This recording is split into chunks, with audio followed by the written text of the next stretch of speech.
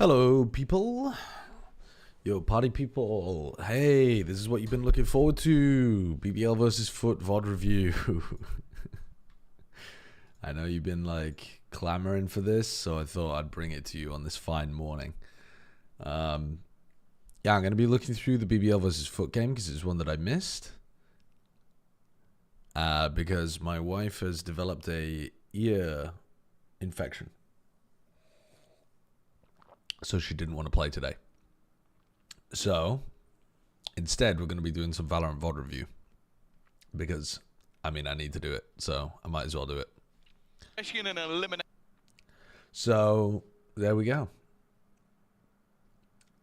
You got an A level to go to? Good luck to you, Echo. Good luck. Thoughts on Genghis Khan destroying the city of Nishapur? Well, I'm glad we're talking about such topical and recent news. That's all I'm saying. Your YouTube videos are unhinged. Yours are probably no better. Do I think BBL are going to win? What, the game that they already won? I think it's pretty likely. Folks, I think it's quite likely they might win this game that they already won.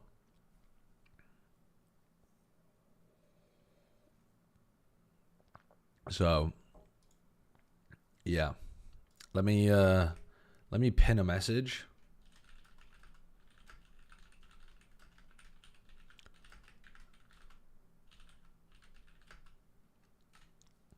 How do I pin this? Pin this message. There we go.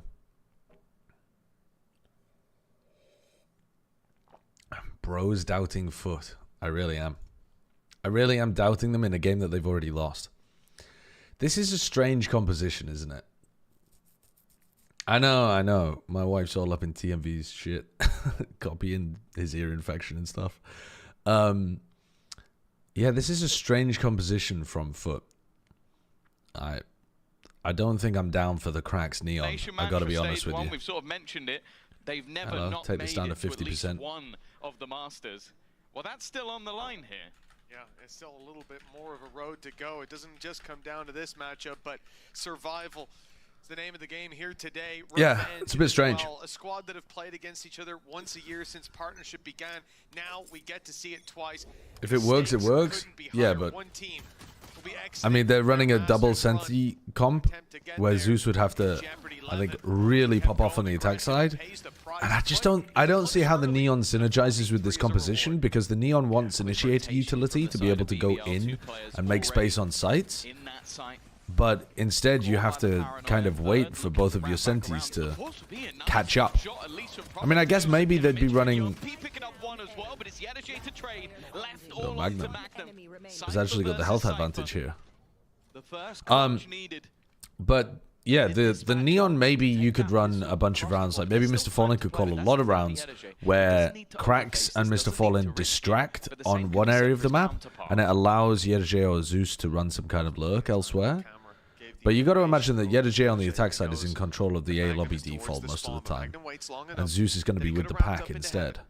Has a decision to make it. Not a lot of time to make it. Magnum Yeah, swinging in deep, and the pistol round found for You're still under Pokemon? Oh yeah, my bad. Solid start for them. And then I forgot to change the game. The compositional change is going to make a big difference in terms of what they're going to end to. Why FUT would let this through in the first place. So clearly they've got a plan and have put some work in.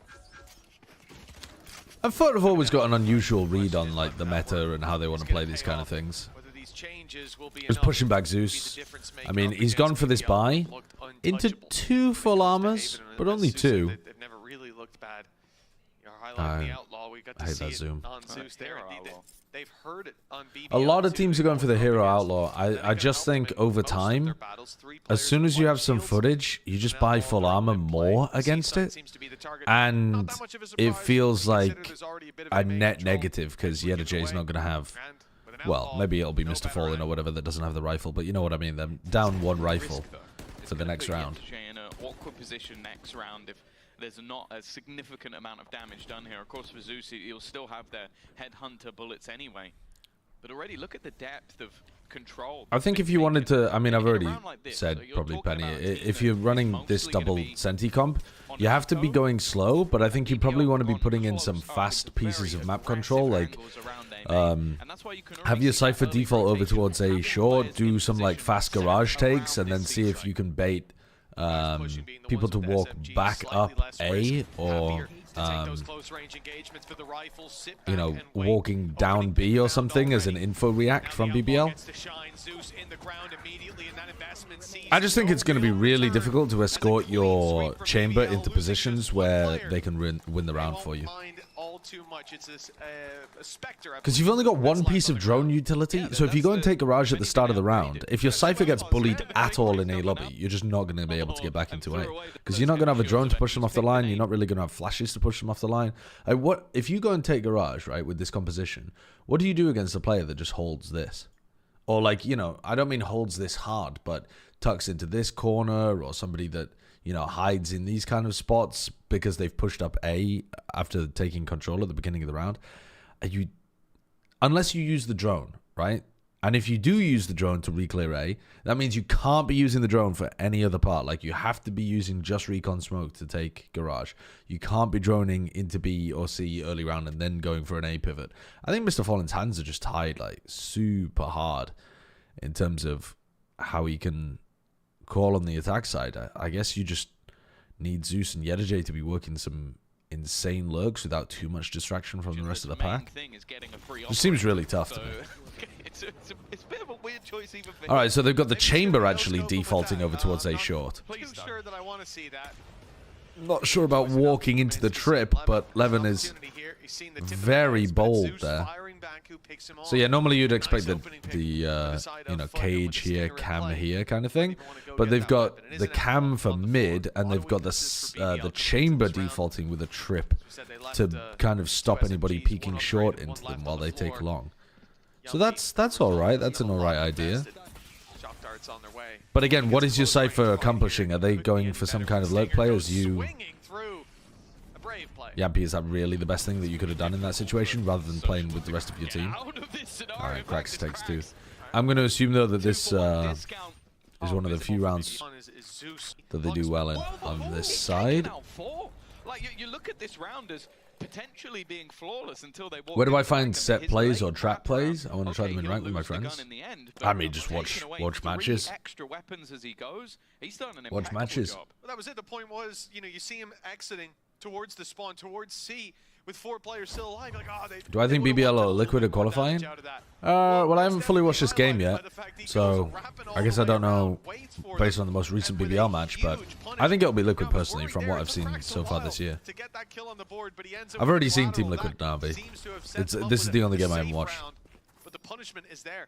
And so FUT, they have to strain their economy. They're investing heavy. They still have a stinger to play with alongside this investment. All right, so let me go back and take a look at what they do at the start of the round here for their A lobby control. Yeah, I was worried there. It took Cracks a while to get that kill on the board, but he ends up with a collateral. That seems to have set them up with a... So they teleport the Omen into a corner. Zeus doesn't even use the trip this time over towards short, and they just run Cracks into this corner as well. So... But the punishment is there. I'm not really sure what this is accomplishing too much. They have a TP into this corner, I guess, so that they can double face somebody that is down short. Neon runs into the corner that you would normally Omen TP into, and then you're setting up your chamber on the line. But that, I mean, they basically didn't use any util. It's just one recon. That's it. I think they're probably saving their utility in case BBL try to fight them. They're just setting up in positions in case BBL were doing an A lobby crunch. 9 kills. He's having a great time, but it's whether or not they can now make that damage worthwhile. He might be the guy running away with it now, but look back to their previous series. I mean, I think this Cypher util should go crazy at locking down the opposite side, and you should be able to get stacks over towards A lot. But it's whether or not against the FUT comp. Something like that again. Definitely a little bit more difficult to do on the Sova, but so the drone comes through, and now you're really not worried about them going Garage in the mid round. Like, you're just not worried about it at all because they've used their drone. You have trip, you have op, you just stack 4 players on A. gone everywhere else. Where are they going to pivot to? B? Maybe? But you've got a decent rotate quickly into the A connector. They're going to rotate. I don't think you can go C. So, kind of got to go B. They're pretty slow to react to this BBL. So they've given them an opportunity here. Nothing to be claimed by him, but his team have gotten the plant. Alright, so a decisive pivot called by Mr. Fallen. Waiting to see if anybody makes a mistake. BBL thought it was going to be a re-hit. And actually, there is a lurking Sova still. Why is this VOD such shit quality, by the way? Mr. Fallen's lurk has been eliminated. It now just becomes down to the defenders on the side. Solid stun. In fact, they wipe them out. Leaving just but yeah, they've just got such such a close setup for a retake in. And this is not a post-plant comp. Like, this, not good for post-plant. Not good for post-plant. I guess you got like a cam, but you've already used it overall here, so you're not guaranteed to have it for post. I mean, no like Astra or whatever. You've got a Sova who was lurking on A, so this Sova ultimate is not useful for post. I mean, it's just not a post-plant comp, so they're holding on site, trying to brawl, and they just get wiped out by the utility retakers. The flood of BBL. Everyone you know getting ear infections. Yeah, I only know 2 people. Imagine how sad my life would be if the only 2 people I knew were TMV and my wife. That's a rough world. That's a rough world. As they're looking to reinitiate into sight, they start the take, they make a little bit of noise. Mr. Fallen sees that as his cue to go forward, but he walks into the waiting arms of Profect. Well, patience on display, and see what they do for this eco. Of what their opponents are looking to do. That's a good sign for BBL. 3-1. Cage and a slide through. Heating up. Doubling up in case there was a player close that they could slide onto. They're being extremely diligent with their spacing on this. I think I'll definitely give that to FUT. Like, take a look at how they scale here. So Krax gets right to the edge of this cage, inside the cage, right? And then waits until a teammate's there, and then goes in, jumps around, doesn't slide, sorry, jumps around, and then if Krax ends up dying to somebody in garage, the idea is that you trade him out. Krax takes garage for free, then they break the trip. And then they do the same thing again, where Krax pauses, waits inside the smoke, waits, I mean, here for the recon dart, and the missed up shot because of the recon dart, and then jumps out, and now can slide on top of a opponent. They're very diligent in terms of trying to make sure that they're spaced well with Krax, and waiting for the pieces of util. Which is FUT's strength. Like, I think one of FUT's biggest strengths is just that fundamental stuff, is making sure that they are in positions to be able to trade each other out properly. Starts with that all falling. The shot fired out. Bit of J having the Bucky and cracks the pistol. Yeah, but I don't care about that, honestly, because this round, Krax is a human drone. He's jumping through garage, expecting to get traded in garage, and then he's jumping into C. He's not sliding into C, trying to get a kill. He's jumping into C, trying to get traded. He's literally just a human drone in this round. So I don't think it was really a round where he was supposed to be getting the kills. I don't think it makes sense, really, for him to have the Bucky in this round. Why the fuck does Levin have a hit? Oh, right, because he's got knives next round. It didn't even seem like a point worth making. Eco round, 5 players stacked on A. Keep so many people alive because it looked like it should be an easy one, but again, that shot through the smoke told FUT, hey, there's an op up close. We've got a lot of pistols. It's a little bit of a strange eco round where you stack double trips and 5 players A, and the people play in front of the trips on short. That's a bit strange. Normally you would run the trips like on C or garage or something if you were going to use them on an eco, so that you know when to dismantle the stack, but whatever, this round's over. Sociable's just going to save the rifle, and Levin has knives. So now we've got lots of ults, like big ult round here. FUT should be trying to use a lot of their ults to try to make sure that this round ends in their favor. Right, so you see what they're going for here. I mean, this is another set play. So they're walling garage to threaten that they could be running in here. Omen is trying to teleport into spawn, but it gets broken by Yampy. So good read from Yampy. Then they have a recon lineup that lands towards top here. So it's supposed to catch people that are either backing out of garage because they're worried about the neon, or going to clear the omen. So like the whole play is to crunch people who are in this top garage area. Unfortunately, I mean, the neon didn't really go forwards. They were waiting for Zeus, and the omen got cancelled, and it looks like this overall isn't going to get anything either. So the set play didn't really work. And there goes Zeus. Did Zeus even pop his ult? I'm not even sure. But if that's the best ult round you can put together with your comp, we omen ult into spawn and then Sova ult, you've got a shit comp for ults. I mean, really shit comp for ults. If that's the biggest ult round you can put together. Advantages. That's what we needed to see. BBL back on the horse. A side left a little bit open, but that's all part of the plan. They'll let FUT take that space. I don't think it's a player quality issue or a coaching issue. I think you've presented a false dichotomy there. I think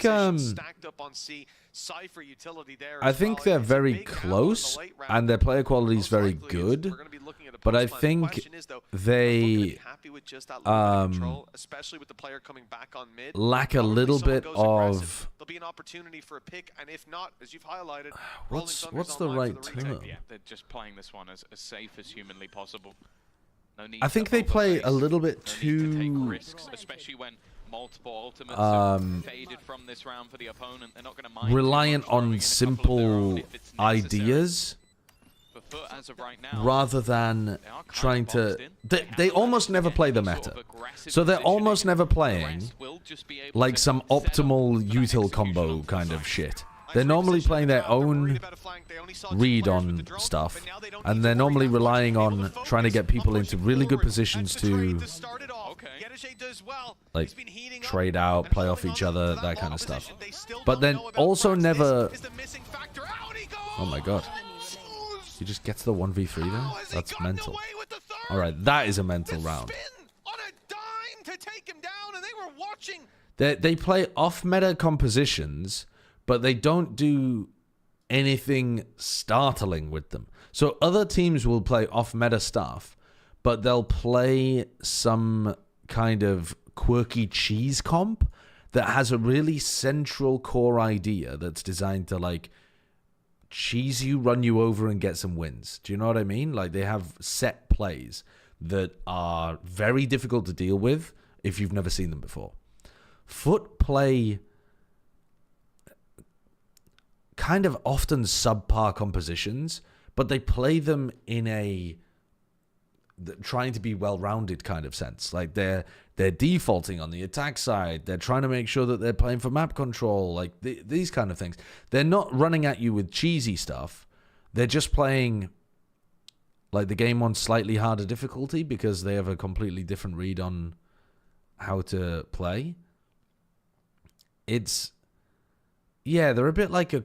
yeah, they're actually quite similar in terms of playstyle to Crew, but without as much of the aggression and with more of just unusual comps, but again, not cheese comps. What was that? What round was this? That whole move, he's just spraying all the time. That is absolute madness. As I said, we've never seen this man. You got an advert with a giant egg in it. Can't explain that. Sorry, what round was that? I want to write that one down. It's unbelievable.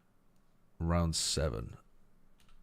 Cracks 1v3 post plant sliding in as Neon on A. That's a silly round, but a really big round for Cracks to win because it knocked BBL's economy down. They didn't know about Cracks, but they smoked him off. But they had Levin watching that smoke as well. But yeah, do I think that FUT could make some player quality improvements? Yes, I think there are potentially. There's a lot of good Turkish talent, right?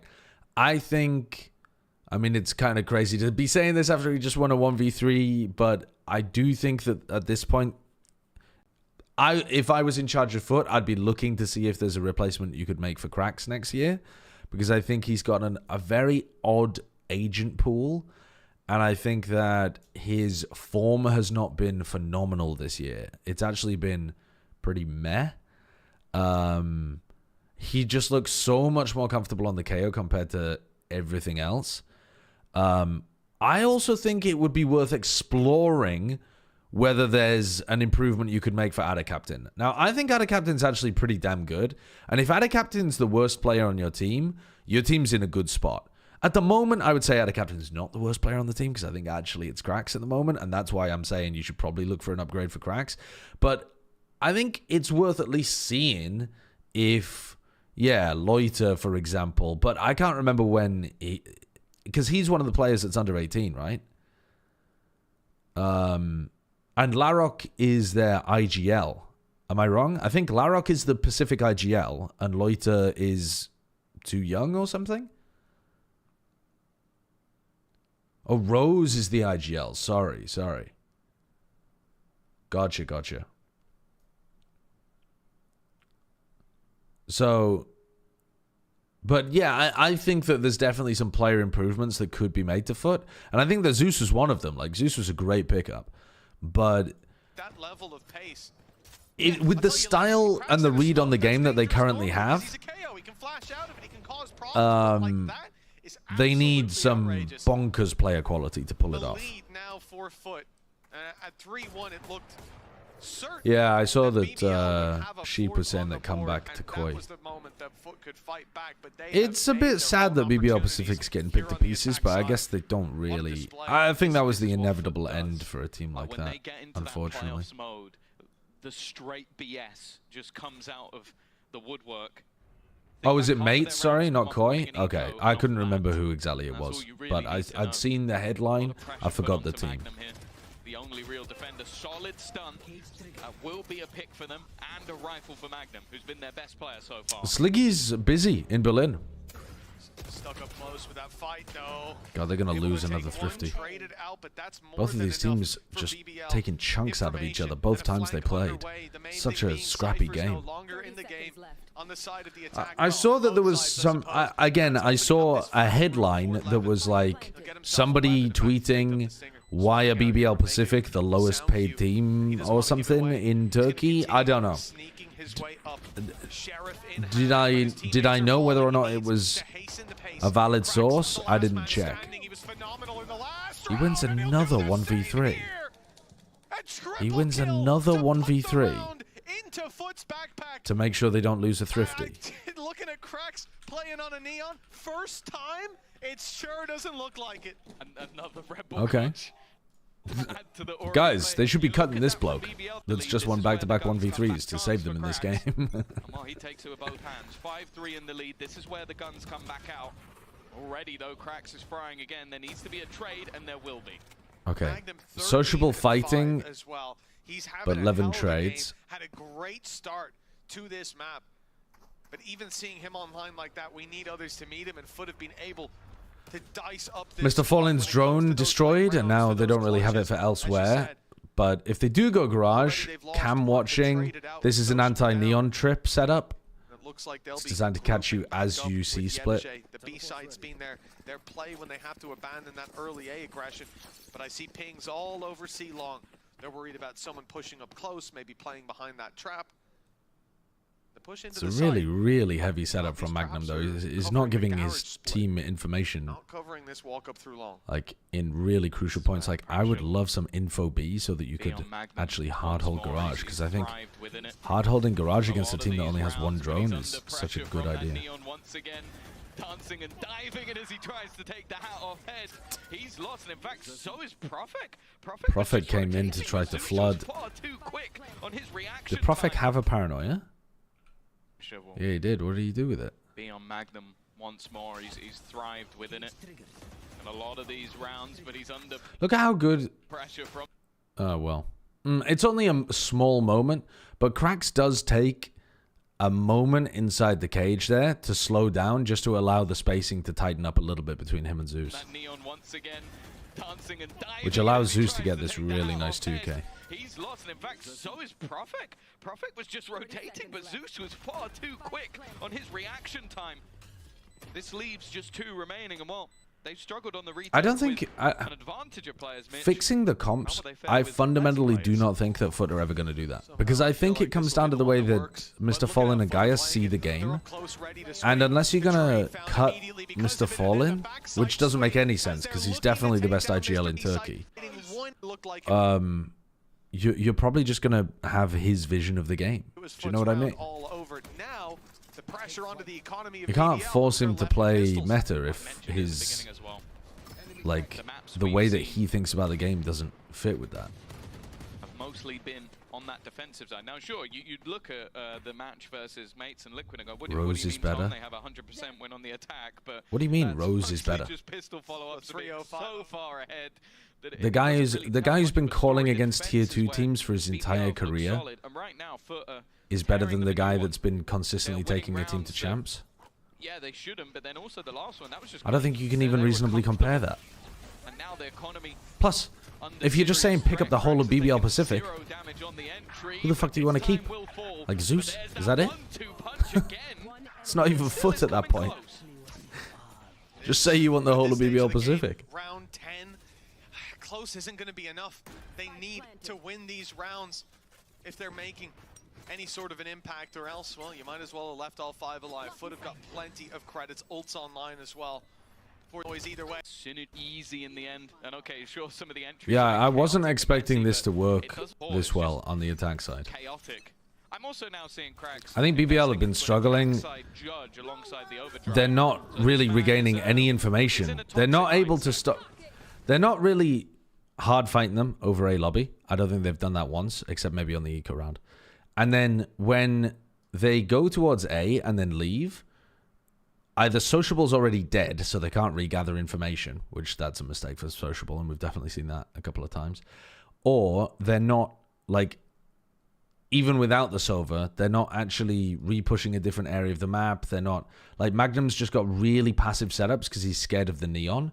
And so they're really lacking info when they just do a very standard, like, pump fake A and then rotate somewhere else. I think BBL have, I think, got the wrong game plan of how to play against a comp like this. Levin's up good enough to trade out, but Zeus is there to pull the advantage back into FUT's court. And now I think Magnum's so worried about being executed on C that he's forced the rest of his team to spread the defense out so much. Giving him space into the site, but any drama for Plat Chat today? I mean, there's always some fucking drama, isn't there? Becomes an almost impossible retake to win. 4 players hone in. Profec's done well, but I feel like Zeus has just been the trade machine. Not having to be that first player in anymore. That first contact means he could just... Yeah, FUT are just easily running into the A site. And BBL are getting run over. Round by round. For Sociable, I mentioned the heroic performance last time out. He might get one in this round, but the clock is surely too far gone. Just has to escape and won't even do that against an eco. But there is not to be a distract risk. The overdrive. So this man is he's in a toxic mindset. Krax is straight into the fight, grabbing one and almost the second. Levin's up good enough to... I think that's a decent example of them just getting run over by that.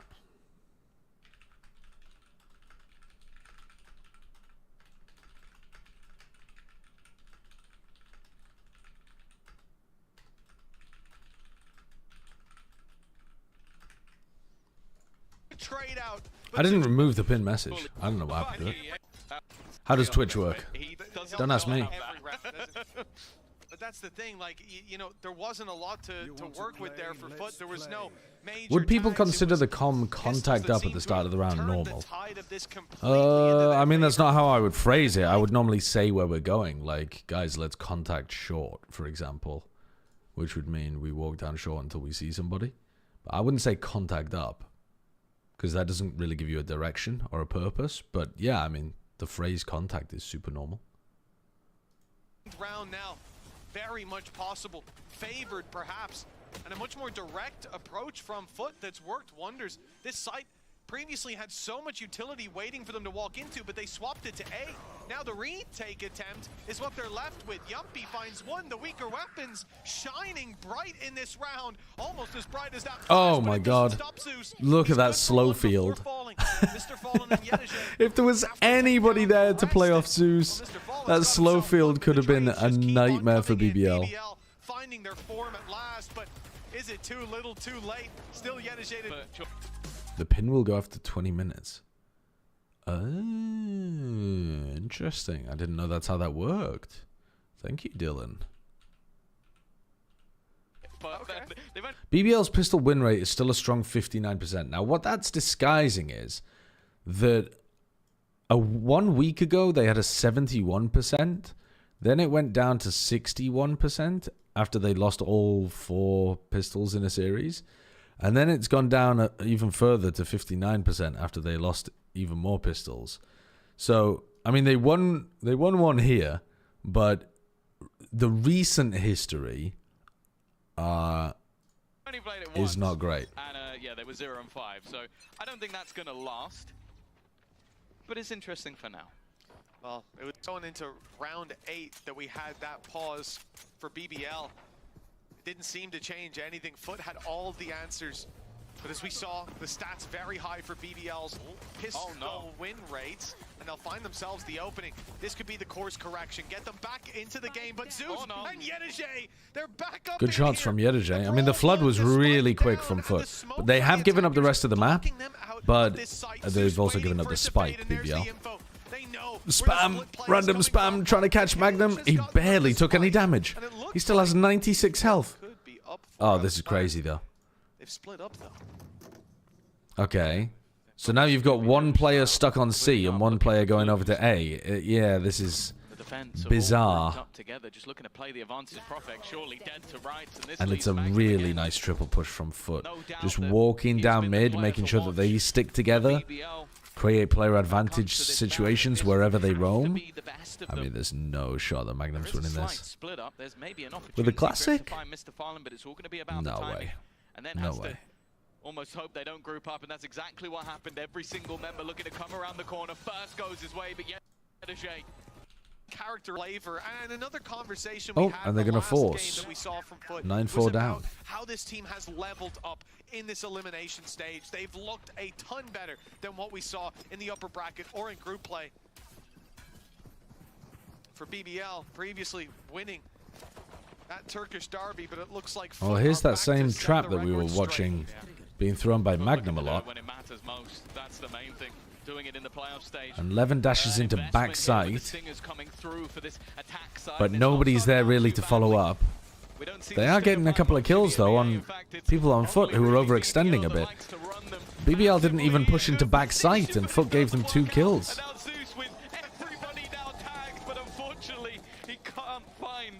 I think if you're FUT, you have to kind of force BBL to make the right play there and swing through the smokes. You can't be giving your life up that easily.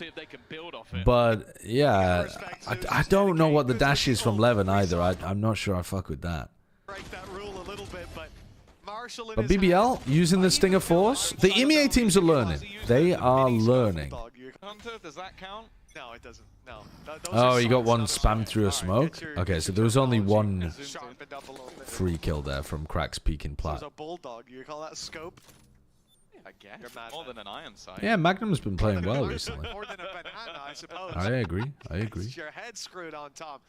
FUT down on the pistols, but this isn't a round that BBL can afford to take for granted. We've seen that already. Why don't people force more? They win more than they lose. Yeah, I mean, the reason is because it seems so risky. Because if you lose, then you're... I think people are somewhat risky. Like, one of the core concepts of playing a game like this is that you shouldn't be taking risks that either you don't have to or are not positive EV overall.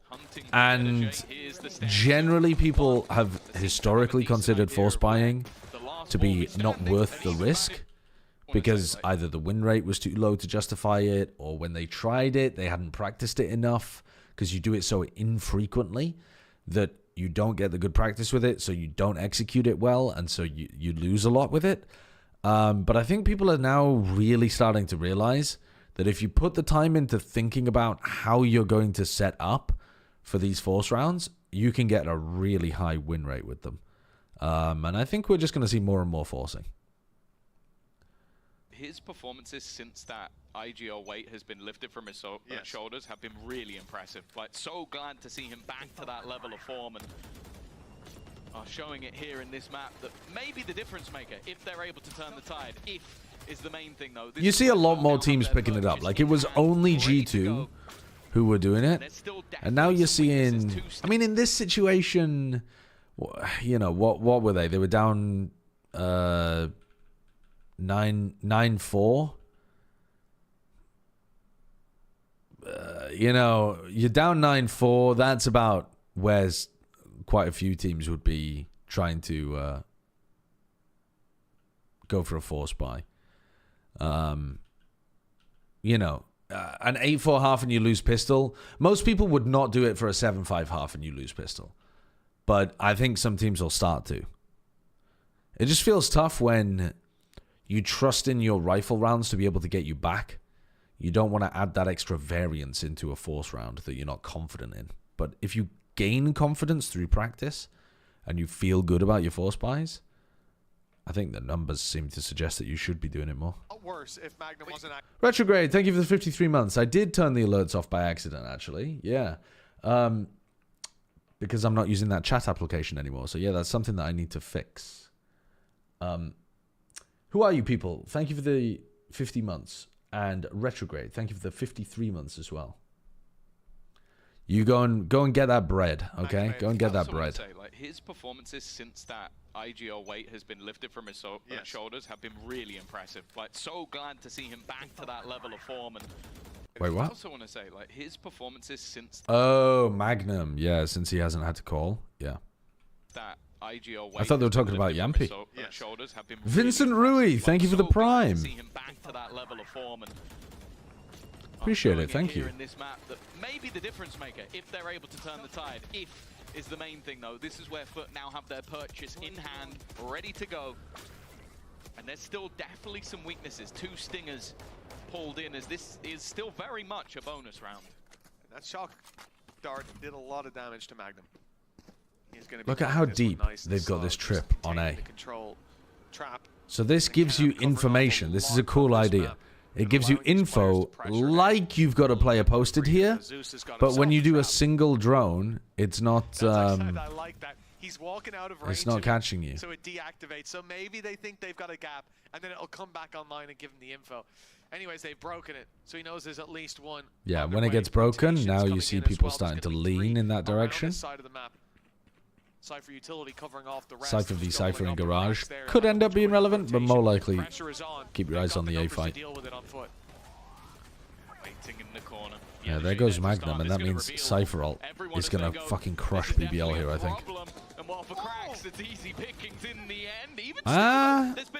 Yampy and Prophet doubling up in hell. Oh my, oh. But eventually gets the job done. And now all... Good delay from Zeus, waiting for Yedajay. This is the kind of stuff that they do really, really well. This fundamental stuff of don't take a fight until you have help. That's really good patience from Zeus. Those trades have been so quick from the side of FUT. They'll hit double digits. I saw somebody from Liquid responding in the Reddit thread, but it was exactly the kind of response that I would expect. And I read through some of that Reddit thread. It sounded like a lot of people were more fucking upset about it than I was. I mean, again, I'm looking at it through the lens of like, it's better than what the other orgs are doing. But a lot of people prefer a lack of hypocrisy. I don't really fuck with that, though. Okay, so what are they doing here? They've put Cypher utility on A, they've put a chamber trip C, and they're going to push mid. Economy on the brink. BBL win. How does one counter a force buy? It depends how good your economy is coming into the next round, John Minecraft.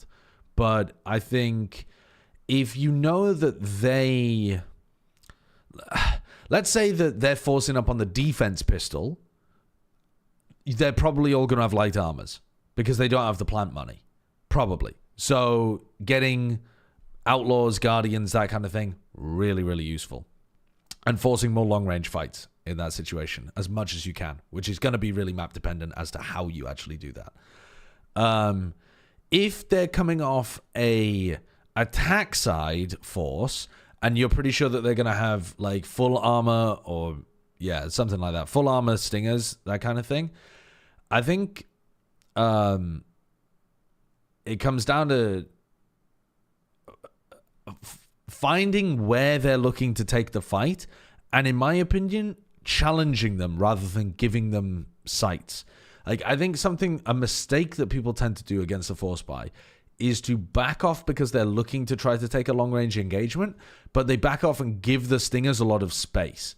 And once you give the stingers are able to scale, which is the tough part with a stinger, once they're actually in a sight and every fight is close range, they fucking shred. So I think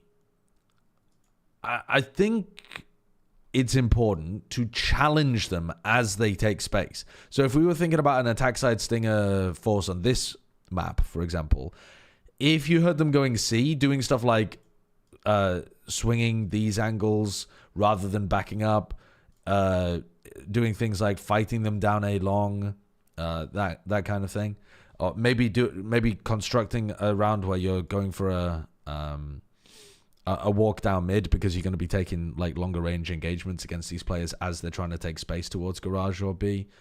The risk with that is that you might end up going 1-for-1 and giving them a better gun. But to be honest, I think you've kind of got to stop thinking about it as you have a weapon advantage in that round. I think you kind of got to think about it as if you're just even. Because if one team has full armor stingers on one side and you have like light armor bulldogs, let's say, giving them a bulldog is not actually upgrading them too much. Like the stinger shreds currently. It shreds. So I don't think you should be that worried about giving them a slightly better weapon.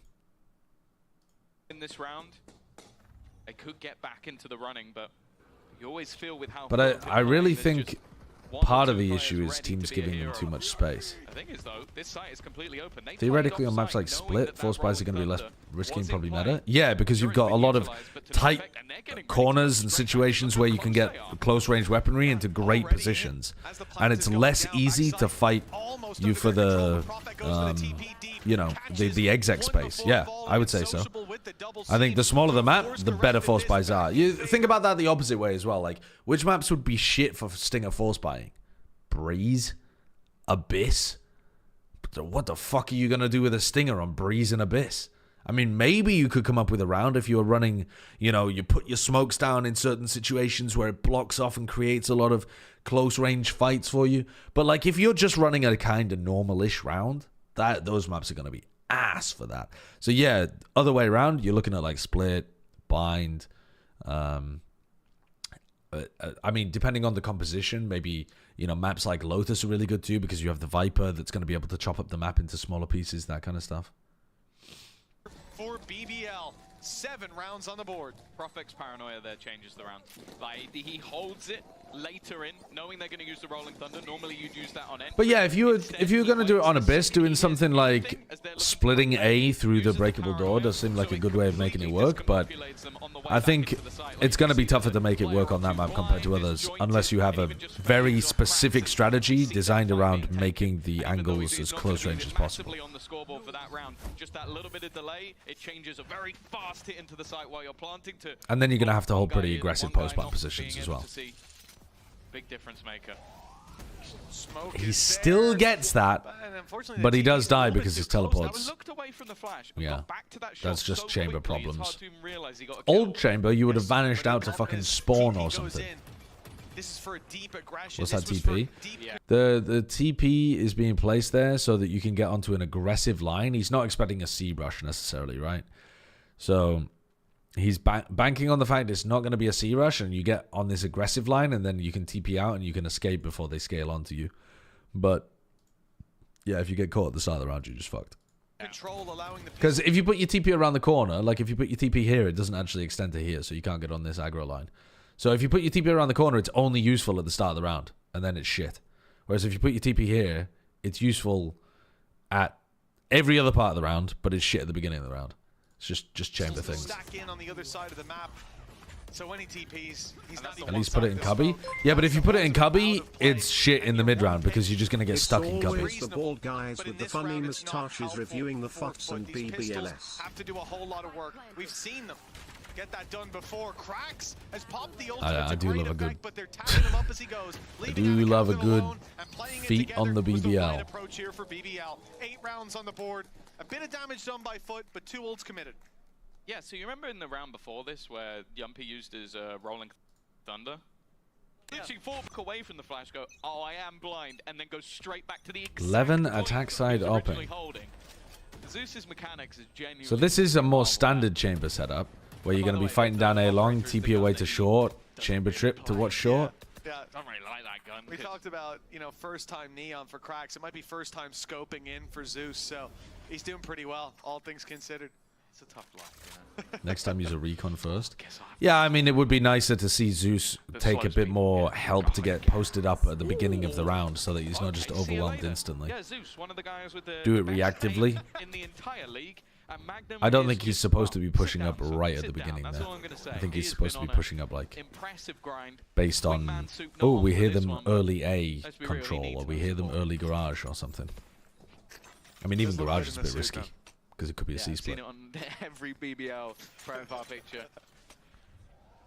Maybe I'll make it my own.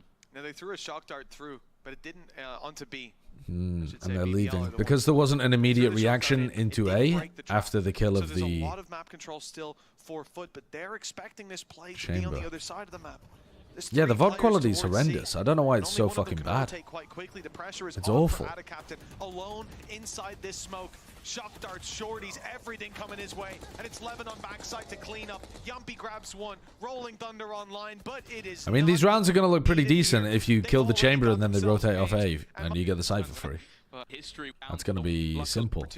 And now there's still a lot of ults for BBL to call around. They have overall breach ult to work with. Cracks has the 3rd highest clutch rate. Was this before or after he won 2 1v3s? Because that's really impressive if it's before. And I would imagine it's before, because they don't normally live update the stats. Their comp doesn't really allow it. No surprise to see Cracks with the high clutch rate. That's on KO. It won't be quite the same here as he's point of contact. He's had a couple. Oh, yes, isn't he? Put up one big one. 2 big ones, in fact, in that first half. Hey, he's not going to be in many clutches, but he might have a very high clutch percentage when he is. It's definitely so BBL are still working this attack side up, but they have knives that they can go to at any point, so they don't need to run a slow round. They're tripping for A, so they're going to end A here. This is going to be some serious pressure. Magnum slow taking this. I think even if he gets one here, he'll be quite happy with it. And there you go. Good shot. He is playing well here, Cracks. Hit by a paranoia, so there goes the dash. And this is tough now. You've got 45 seconds. You have no dash. You have drone. Trying to... Sociable's thinking about defending this gun. He's convinced that Cracks is going to go for it, and he probably is. But these situations where things can snowball, Levin's just trying to make it feel like... Yeah. Levin's really trying to make it feel like it's a C. I think it's really smart sending the Jet in this direction, because the Jet would be the first one that you would hear. From Mr. Fallen's point of view, the Jet would be the first person that you would hear, like, running up C. And so those are the footsteps you're listening for. And so when you hear the Jet running towards you, you're like, all right, that's, you know, they're starting to go C. So these people start to drift off. Cracks starts to take the peak, thinking about going and helping over towards C. And that's exactly when BBL spring the trap. Now, the trap is still going into 3 players, but one of them doesn't have a gun. Here from Profect. They really want them to leave the A site, but Tom, it has not worked. The whole body of FUT is still here, waiting for and Ada Captain gets the kill as well. All of them. Ada Captain, alongside Yedege, just sealed the fate of BBL in this round, and that... So how did they shut down the Breach L exec so easily? Exactly what they need in this position. It's just one paranoia. BBL coming in. And Blade Storm activated already. That operator doesn't want to... Yeah, I mean, maybe I'm missing something there, but I don't know. I think you can make that work as a two-wave exec with Levin saving his dash, dashing into a cloudburst, and just living while you slowly work your way through that A choke point. You don't even have to play the retake. You've got enough weapons to save. The others can just throw themselves out and play the exits. And yeah, all of them going from long did really fuck them in that spot. He kept the op in the exec, he had knives, so it doesn't really matter. In fact, it's better. Alright, there goes Cracks. They're just going back to A, putting Magnum short, and trying to run the exec like they were trying to do in the previous round. Still another good paranoia there. Yedajay is looking pretty brilliant here, but Mr. Fallen's the only line of defense now.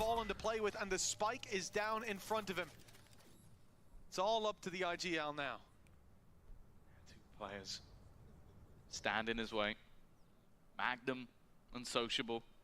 A potential map point on their opponent's choice. One that they had a very impressive first half, and what Mr. Fallen has been spotted to be around this area. There's plenty of time. He knows now. To play with. More sociable, even just looking to take the fight. With the op. Sociable's so comfortable with the op. Alright, they get rid of the attack side op. Fuck that noise. Rifles everywhere. Let's go. We've seen many a tight game between these squads. Early garage? Early paranoia. Do they even realize what's going on there? I don't think BBL recognize what's going on there at all. I don't think anybody spotted the fact that there was a paranoia coming towards here. They heard an Omen TP, but I don't think they really understood what's going on because they're dashing into garage, still doing their game plan of running some kind of C-split with the recon and the dash and smoke up top. But there's fucking Zeus is holding headshot box, and they've got an Omen in mid. I don't think they realized FUT were the ones making the play. Every single time Zeus has pushed mid, there's also been the move from Adacap. Cool idea, actually, from FUT. Unique game plan, and then he's got the escape mechanism too. That's cool. That's cool. FUT, as they get aggressive in mid in the early stages of this round, has put BBL firmly on the back foot. Big recovery needed. Weaker weapons not gonna give them that much of an advantage. FUT have the numbers on site. They think they've isolated. I mean, this is a really cool round. Both teams had very nice ideas, but FUT did theirs first and more aggressively, so they won. But he's a little too hasty. Runs right into the trap. Because the idea from BBL is cool as well. They've got recon dart, cage to block off the chamber trip. You know, they're working that C-split quite nicely. And yet it doesn't matter because FUT just ran at them in mid. If he was healthy, maybe he'd have a chance, but just look at where the firing squad of FUT are currently sitting. He thinks he's revealed one, but doesn't know that there's three more waiting on the other side. FUT switch things up from a completely passive A-site hold to a very, just to create... Am I going to be watching the ACL tournament? Are you going to be watching the ACL tournament happening over the next couple of days? Looks like a big prize pool for an off-season event. Yeah, I saw this. I mean, what I was thinking is, are teams actually going to be playing it properly? Sir, I think you could boost your volume a little. You seem to be a bit softer than the string of YouTube videos I just came from. Maybe like 20% more volume. Okay, so... Is that better? Is that a bit better? Is that better now?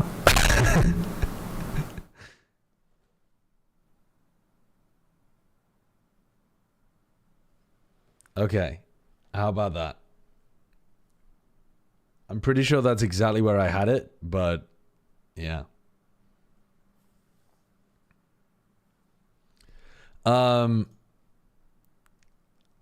Now, sorry, what was I talking about? Yeah, this Asian Champions League. My question with this is whether or not the teams are going to take it super seriously. Because even though it's a big prize pool, and it is, it's got like $160,000 prize pool, which is, I mean, that is pretty damn good. But the thing that I'm not sure about is whether the teams that are going to Toronto, I mean, I guess if they're playing on a different patch, though. Which patch is this going to be on? Oh, it's got Sunset in. So it's going to be on new patch. Nah, I don't think this is EWC's related stuff. I think this one's not the qualifier for EWC. I think this is just an unrelated tournament. It's probably just the same tournament organizer or something that's running the qualifier. So presumably then this is the same patch. Oh, the new patch rather, if they're running Sunset. Which means, do XLG and PaperX and Billy really want to be showing? I guess there's like a balance here, because you do want to try out some ideas in matches before you get to Toronto. But you don't want to show anything concrete. I don't think it would be that concrete, though, would it? Because you've still got almost another month before you play. Because the playoffs begin, what, 12th of June or something? 10th of June? I can't remember exactly. But the playoffs are going to begin sometime around then. So you've still got 3 weeks from this tournament to Toronto.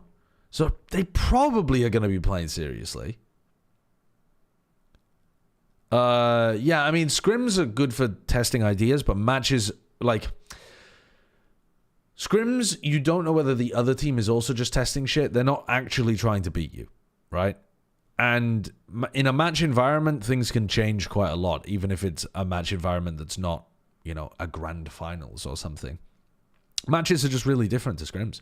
So scrims are useful, scrims are fantastic, but ideally, you do want to get some match experience with new comps, new ideas, that kind of stuff. As long as they're not some kind of cheese strategy that you must not show, otherwise they'll get countered. But yeah, I think XLG, Billy, and PaperX will probably try in this tournament. Yeah. I hadn't really looked into it seriously, so I was just thinking, it'll probably just be them kind of dicking about. But if they come into it with their proper rosters, I'll at least watch the VODs. I might not do a live co-stream of it, but I'll at least watch the VODs of, like, the Toronto teams playing against each other.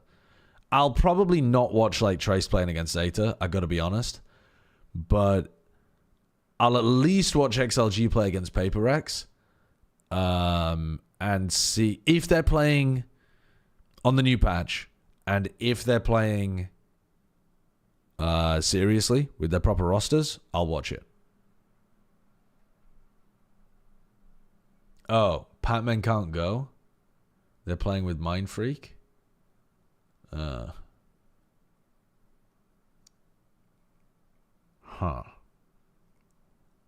maybe I won't be watching it then.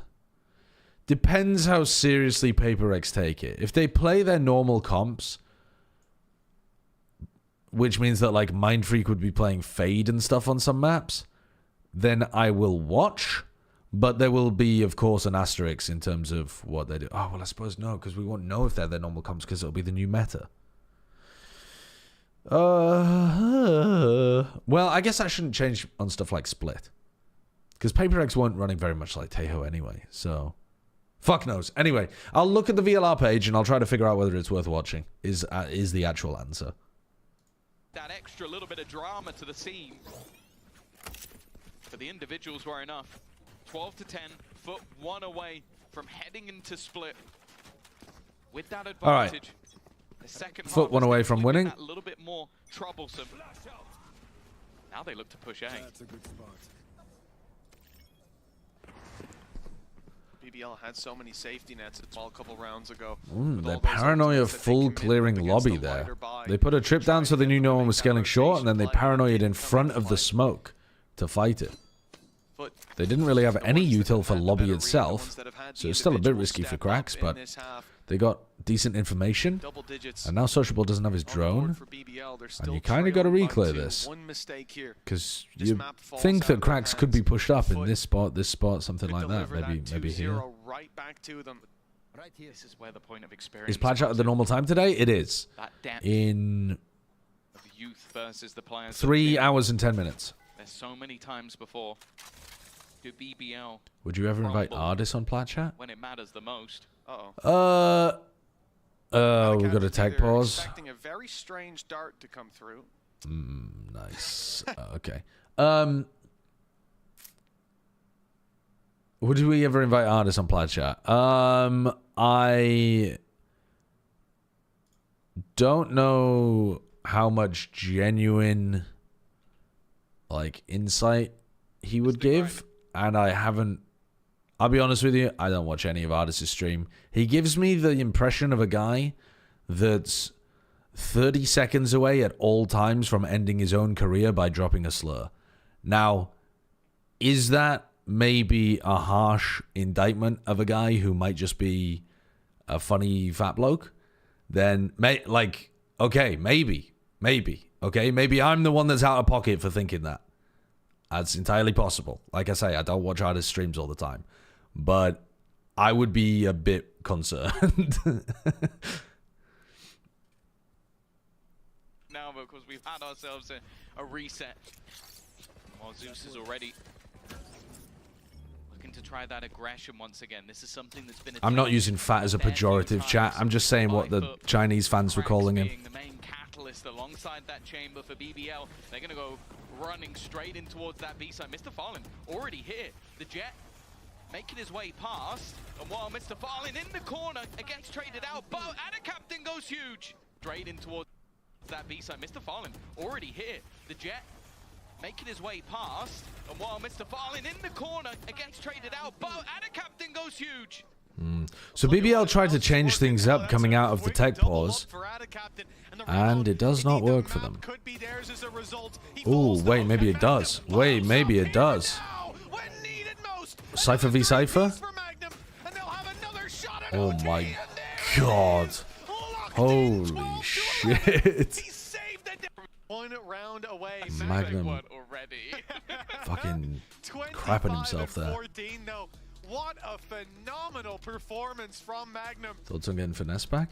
I think we've asked Finesse at some point recently, but I would imagine that he's gonna be busy and maxing out his own stuff now that he's basically a full-time content creator.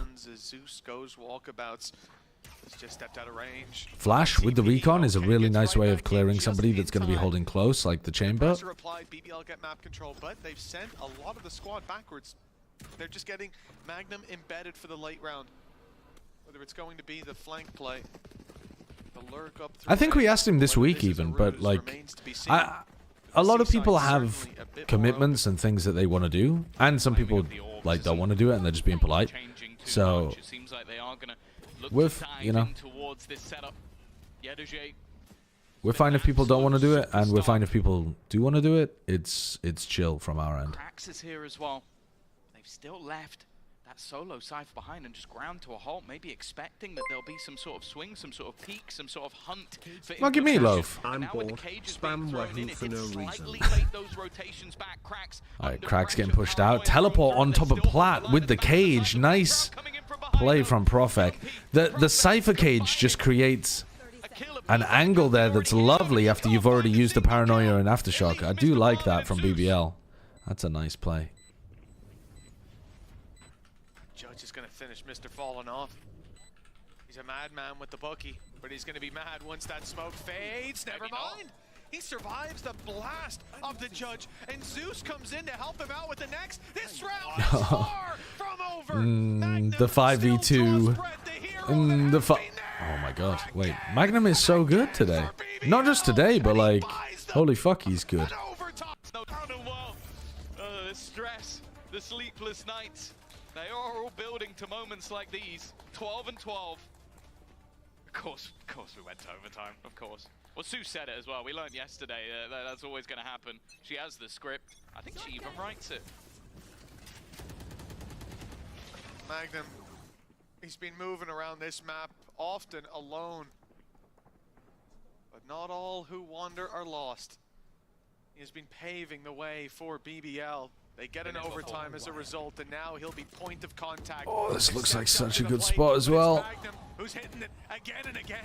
He's got himself one. The second, though, No help. Profek and Yampi are super committed to just holding the back of the C site.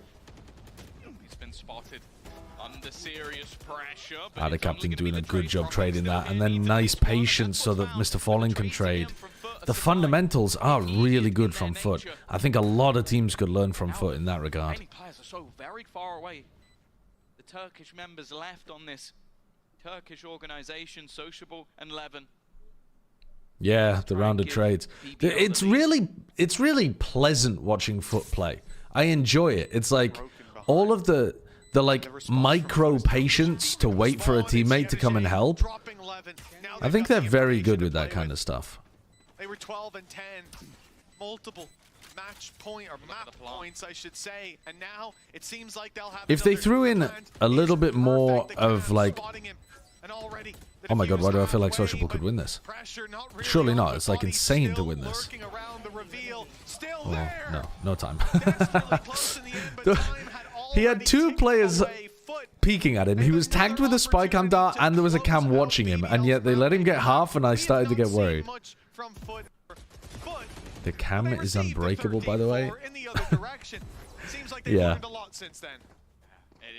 I mean, at that point, he's just trying to bait people into swinging him and seeing if he can get the kill.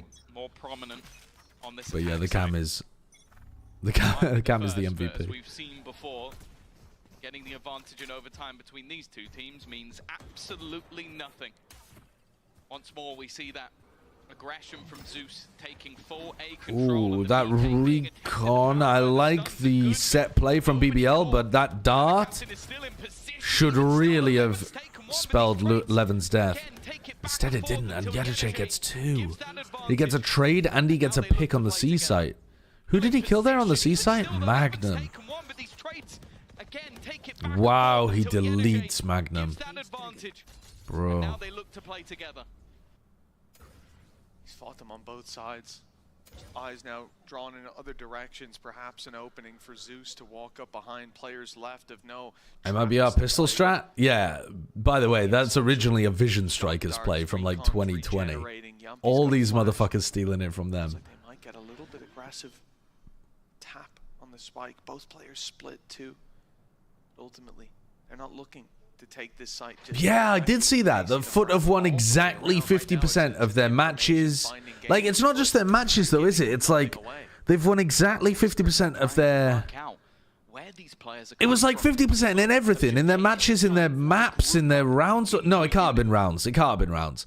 But has anyone got the source for that? Eventually they find it, but it's now left all onto the leader. Yumpy, in an attempt to try and save them. The man who has brought BBL to the playoffs now has to try and do that little bit more, and he's got a player coming. I mean, there's no shot that Yumpy wins that. Yeah, what is this? Funny FUT stat spoilers. They have a win percentage of 500. Their record's 30. Oh, right. This was just going through each year. Yeah, they're 12 and 12, 13, 13, 6 and 6 so far this year. Yeah. What's wild is, though, they end up having an even record, not because they're a mediocre team, but because they're good enough to be able to make it into playoffs, and then they lose in playoffs.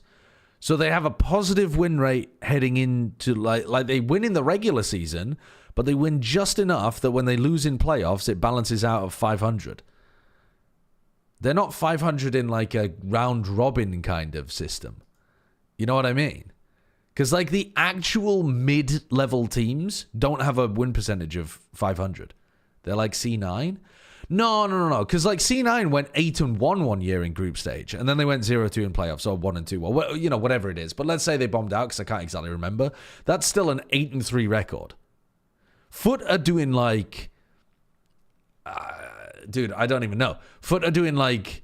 You know, they go 4-4 in the regular season and then 3-2 in playoffs or something. And then next stage they go fucking 5-3 in the regular season, but then they go 0-2 in playoffs. You know what I mean? They're like, I don't know. FUT do win games in playoffs, though. But then, inevitably, because we have double elimination systems, they end up losing 2 in playoffs because they don't win stuff. So they're losing 2 every time they go into playoffs. It just knocks their record back down again. The energy will put this one to bed. A map on paper that looked like I mean, that round 26 was a Don't sick show round this from to Yedojay. He'll get flashbacks to watching Toronto Defiant XD. We would go all the way to Ascent, but seeing FUT pick up that opening map. Now, He'll get flashbacks to watching Toronto Defiant? Why flashbacks to watching Toronto Defiant? This is the thing. Beating them in the regular season, beating them in the playoffs. Why is that so I know which loud? one matters the most for FUT. It is the chance to drive towards another international event, as said, in history since we have... And the thing is, though, if you make it to a LAN event, right? If FUT are good enough to make it to a LAN, that means they've made it to EMEA playoffs, where they've got 2 losses because they didn't win. And then that means they made it to the LAN, which means they get 2 losses as well. And, okay, how many wins are they getting in playoffs? Maybe a couple, but they're not winning. They're not going, like, to the grand finals usually, so it's not more than the losses. How many wins are they getting at globals? Usually not more than 2. Usually, I don't know, it feels like 1 or 2. So, like, they're getting 4 losses kind of guaranteed just for being a good team. So, it's a bit of a strange stat, but it's a fun one. Got ourselves into that league format. They have always made it to at least one of the Masters. For BBL, that is something that they have yet to achieve. A squad with high potential. FUT and Talon both winning 50% of their games, but in very different ways. Yeah. I think that's a great comparison, actually. That's a really good contrast. Because Talon are like a sine wave, right? They're mad inconsistent. They're up, down, up, down, up, down, up, down. And they did squeak into an international event for sure by, you know, beating Team Secret when they first added Primi. But it's not like you expect them to be at the international events. They're going 500 in their, you know, day-to-day. Whereas FUT are like, you know, doing well. And then when it comes to the more difficult games, falling off again. Or not falling off, but like, you know, can't quite get over the hump of winning playoff games, winning LAN games, that kind of thing. It's a very different way of going 500 when FUT are like this and Talon are like this. Things off on the I think it's a good side. contrast.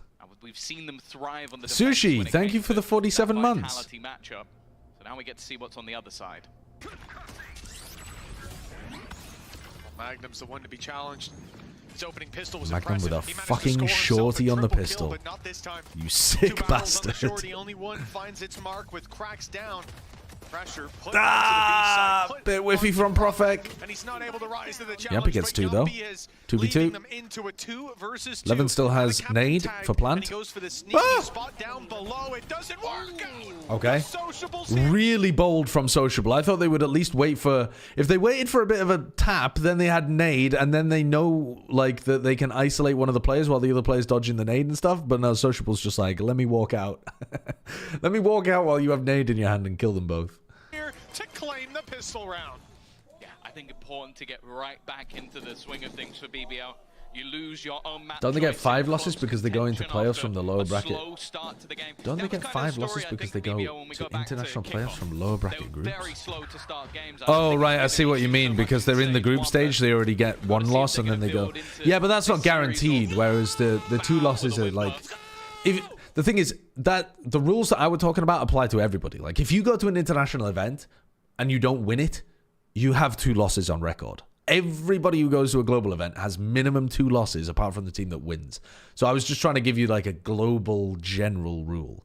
But yeah, if FUT are going through the lower bracket of the group stage to get to the playoffs as well, then yeah, that's another loss in the column, yeah. Seems like the morale is definitely still high at this stage. And can you make the Grands undefeated and lose? Yeah, good point. Okay, so there can be 2 teams that don't... Good point. There can be 2 teams that only have 1 loss. Specs, thank you for the 16 months. Unbelievable. Map number 1. And you're right, the team that wins could have 2 losses as well. Back to their match versus But Vitality. He was minimum, arguably the best player. It was everybody him, apart from 2 and a teams captain, all within has a 2 couple of losses. kills of each other. I think that's the level they need on this sort of map. It felt like the momentum went in their favor, whereas you go back to kickoff and they faced the likes of a Vitality, they got smashed. This follow-up still presents some danger. FUT were able to make miracles happen with low buys. They don't have a bucket this time. Oh, true. Never mind. Nor a headhunter, Tom. That's true as well. So this one already in the bin. But no, it is something that Valorant needs a bracket reset? cautious. How about no? Sociable. Bro, Caution. I feel like a bracket reset works in fighting games because the matches don't last fucking forever. Can you imagine if you didn't know? Can you imagine playing a BO5? Even if you played a BO3. Can you imagine playing a BO3? Guess at the end of the 3 hours, it's a really tight overtime in a best of 3, and you don't know whether you're going to be there for another 3 hours or another 2 minutes. That's insane. And if it was back-to-back best of 5s, we wouldn't get them finished in a day. Did you see You'd have to do best of 3s. That desk almost got And even then, I pounded. don't like That's all that. I'm going to say. Not a happy bunny. I think after the first round, a little bit of a whiff. And then this round, losing to a classic of Anacaptain. There's definitely I think it's a very cool frustration. thing for heavily momentum-based, short-form games to do. I don't think it works for grueling, long, round-by-round based games like this. But they will still come in with 4 guns of swords. Yeah. Not ideal losing the Bulldog in that situation. That's why you see that frustration.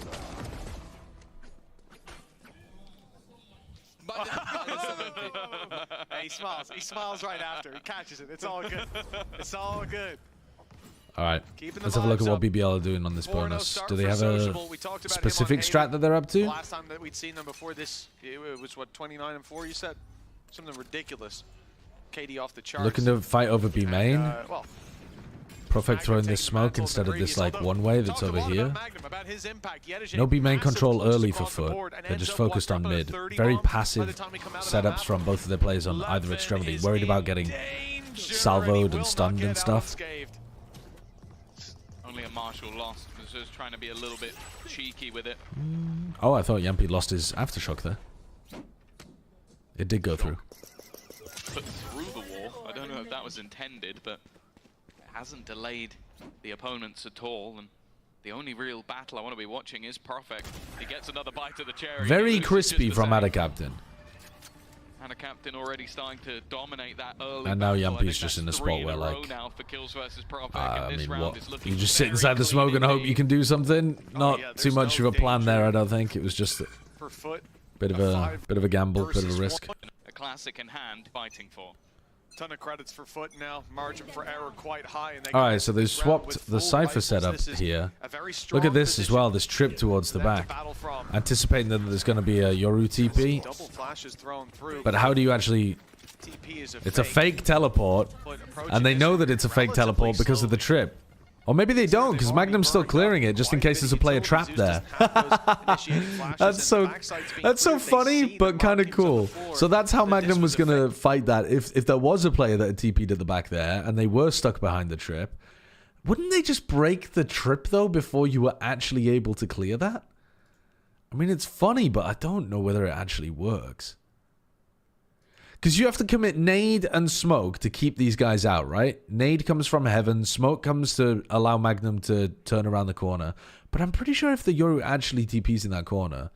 I mean, first of all, they might just walk into it, right? But then does it matter if they walk into it? Because they'll just break it within the first, like, second, and then they're ready to actually fight Magnum. I don't know. Fake, and it's worked. Oh, and it gives Yampy time to stun. Right, yeah. So then it gives him time to stun from this angle. Okay, that's cool. Hello, baby. You Me? What have I done? are learning. Learning? Yes. What am I learning? I went to tidy up the kitchen.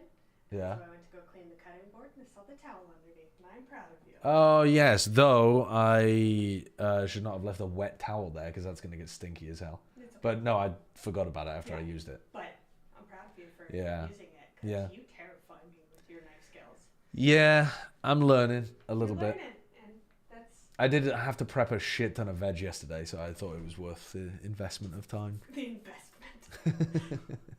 I just wanted to come give you All right. flowers. Thank you. Getting congratulated for being slightly better in the kitchen.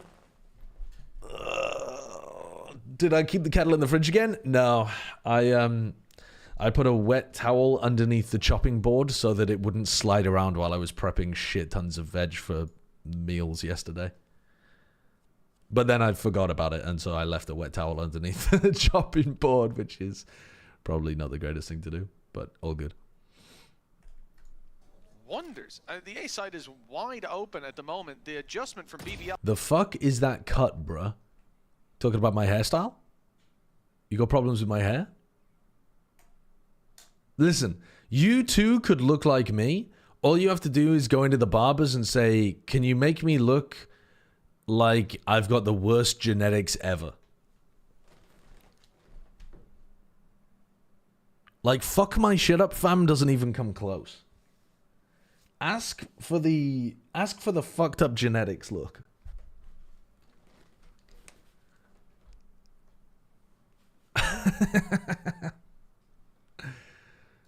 Will be to push mid, but that's right into the waiting arms of FUT. But Prophet, I had that trim out when I was 1 year old. It does kind of, yeah, my head currently kind of looks like a baby. But now he's dishing out the damage, and it's Like when you're before one and you haven't started growing your proper hair yet, and it's just that like fluffy baby hair that slowly rubs off before you grow your real hair. Frustration to be seen if he grabs this one. You unlike this man when he's angry. If you respected your wife's opinion of you, you'd shave. True. Almost fueled by But the frustration. also, I lost a bet and can't shave it for another month, so. I think the mention of Didier Drogba has been said in football. Has the headphone line separated the two sections of bald? It's not actually related to the headphone. The headphone line is a coincidence. I've got a receding hairline at the front and male pattern baldness at the back. And so there's a thin strip of hair underneath my headphones that's holding on. It's not related to the headphones. The headphones have in no way protected the hair follicles or anything, but it just is coincidentally forming a land bridge connecting the two cortexes. Then when they're mad, and you better watch out. And right now, that seems to be the case for FUT. Profek desperately hunting for where that last player is going to be. My parents cursed me. A little bit of an extra confidence boost. Please start wearing something that covers it up. A hat, a beanie, a hoodie, a hijab, anything that hides the back of your head. I'm rocking up to Masters Toronto in a hijab because I lost a bet to TMV. I mean, that's just a brown bag, a McDonald's bag over the top of my head. You better watch out. And right now, that seems to be the case for FUT. It was... Yeah. Players in football, someone that you play them when they're happy, it's an alright game. You play them when they're mad, and you better watch out. And right now, that seems to be the case for FUT. Profek desperately hunting for where that last player is going to be. A little bit of an extra confidence boost. It's Ultima already online. There is nothing else other than removing that weapon from Yedej's hands, and he will find the fight. I think he's just spotted the pixel around it, and it will be. And he gets the ace. A way to bounce back, as said, it was 3 battles in a row, and he turns and takes every fight. Profek's been really good. The squad of FUT. He's been really good. There's a big smile on his face as he finds that final kill. Every battle he took here, precise, clean, and in these rounds, sometimes you go, yeah, but Tom, they had a few pistols, you know? My first ace in VCT. Nice, Profek. His first ace in VCT, and he reckons the best one as well. Certainly his best one. I'll give him that Profek credit. bold buff. 3-1 for BBL. We've seen this before, and it all fell apart. I'm not gonna wear a bald cap, you maniacs. By the time I haven't told TMV this, by the way. Is he in the chat? Oh my god, he is. Me checking whether or not he's in the chat before I fucking He's lurking. All right, well, I'm not going to tell you then. We've got to wait until he disappears. James, thank you for the prime. And FUT had a much worse vibe to make that happen. Hey, it worked like last time, Prophet. I've been caught. I've been fucking caught. The same spot that he just faced in the last round. You can see this time there is going to be the drone sent up, and he's actually been immediately. Do you think Gen G threw for Toronto? Why would they? Can you explain the theory? Why would they throw so that they have to play the Swiss stage? Now he's stuck in the aftershock. Has to Oh, that's really good pathing by Yedajay to avoid the aftershock. Yumpy still cleans up. Oh, they're not happy about losing Haven, I'll tell you that. Back with a fiery vengeance. FUT had a full buy in the Through previous to save and one strats. man stood in their way.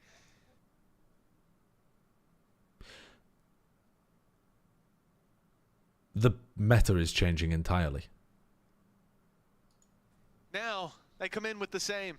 Credits invested, opportunities, but not seized. Does BBL have the man advantage? And they're looking to bring this towards the B site, bring it past 11. It's a brave play. Yeah, I haven't told TMV this. See if he's going to be hitting but the shots, taking him down. Puts I'm actually allowed to shave before my first cast for Toronto. Into their favor, and in fact, even just sending him backwards could be enough. Magnum I said until the middle of playoffs. Oh, the middle. Sorry, I said the middle of Toronto. We very specifically dictated the day that determined, which was the 14th. TMV gave me permission to shave on the 14th. That's the main issue. Owned. 15 seconds left on this clock for That's before my Mr. first Farland cast. to try and achieve anything, and I don't think there's any world in which he I fucking cooked him. manages to win this I one. cooked He him. does at least clear out the Now- the second goes this way, but the time is gone. No time. All he Okay, has no to do is time. hide Got him. time. Well, thankfully, that's exactly what the IGL will do. That was Scammed him. somehow within a semblance of a chance. Then again, and have I scammed him? honestly, Because all he's done is I think if it ruin was anyone else, so the way BBL that my Haven wife looks at me. might have risked that, but Yumpy is a calm head. You might Do you at not least appear on the desk? to hit this Nope. shot. Like, Mr. Farland is so intelligent in those moments. It's a great read. If you have some dignity left, you'll keep it till playoffs. That's already after playoffs. Playoffs have already started at that point. 4-1, and now a rifle for Zeus. You made him The eat rest of glue? the He squad literally playing for hasn't pistols. eaten the glue. It's a similar buy, indeed a better buy than where they managed to turn the tide back on Haven. So no room for error when it comes to BBL, and Profek But he falling will? off rip. At least they will find Yedajay. He's a That weasel. closes off this Vents approach. Yeah, I don't think you want to push that anymore. Definitely not ideal. Doesn't manage to scan. No, I'm not doing anyone, any so casting for the group at stage. least They're doing a different thing at partially Toronto clear. where I don't even know if the stun would help out too much. Zeus some still casters trying to do the find like the early nail, part of the but tournament and different casters do he the will be late part of able the to tournament. retreat, and then even Which has the I actually think is a salvos of good his own idea for dimensional us. drift used, but even though he's I mean, I don't know how the spotted, viewers it's are going not to feel easy about it or clear. whatever, but it's a good idea for us because it lets more duos have experience at global tournaments. So you'll see like more people than usual. He's come back in for more. 4 kills for Sociable. Can we get our second ace It means that I get less money, The fight but I think it's a good decision. There's another ace. 2 aces in 6 rounds. Back-to-back aces. Oh no, not we quite. talked Was to it back-to-back? aces. It goes to the win. He was watching No, not that. quite back-to-back. He couldn't have made Round it 4 more and then than round running 6, right? See how long. Consider this a home turf. Yeah, Like, sure. that you play it All right, through but that was an in the year, anti-eco they're 1 and 3 ace in for the sociable. stage. This is back to 1 and 4, rifles they're online 1 for and FUT. 3 this stage. So it's not been a good map. They smashed Vitality on it, but I do feel like that's because Vitality might have other issues. We'll see. Their defense was very good, so they may not need a Yeah, massive Sliggy map. left his house for once, so he's not They came in today, he's not they allowed on thought Plat this Chat. could We be had to the map punish that him. Puts them with a leg up that helps them bounce back from Haven if they do end up losing it. And from what we're seeing here, that OT went the other way. It could have been a death sentence. Zeus, an aggressive play to pick up 2. They've got themselves a lot of control now. Pressure on Zeus rag. Good little round from Zeus. FUT. Finds him. Taking a ramp and then flashing through. Didn't really seem like BBL were ready for Yeah, that. that was a good one. Here's this trip again. It worked right there. Yeah. Mr. Fallen, generational talent. Yeah. Okay. Well, the Zeus go kill strat this round has failed, so they're going to have to go to plan That's B. a really Zeus common just been set domed, play and to he throw also in, threw his own and I think it lane out. also The has the immediately added bonus tried to of react really off that. conditioning A people quick to be push afraid up of A middle. main. Spike the last man in, which Because is you a can little just bit dangerous, but destroy that area of have the map. managed to get quite far. Reveal goes a little shallow. Could have found a lot of information on the site, but players still up on Raptors undetected. They try to deal with him, and Yumpy steps up for 2. Huge shutdown from Profek in with Yumpy. another leaves Yedajay alone, and Sociable's playthrough. of the players.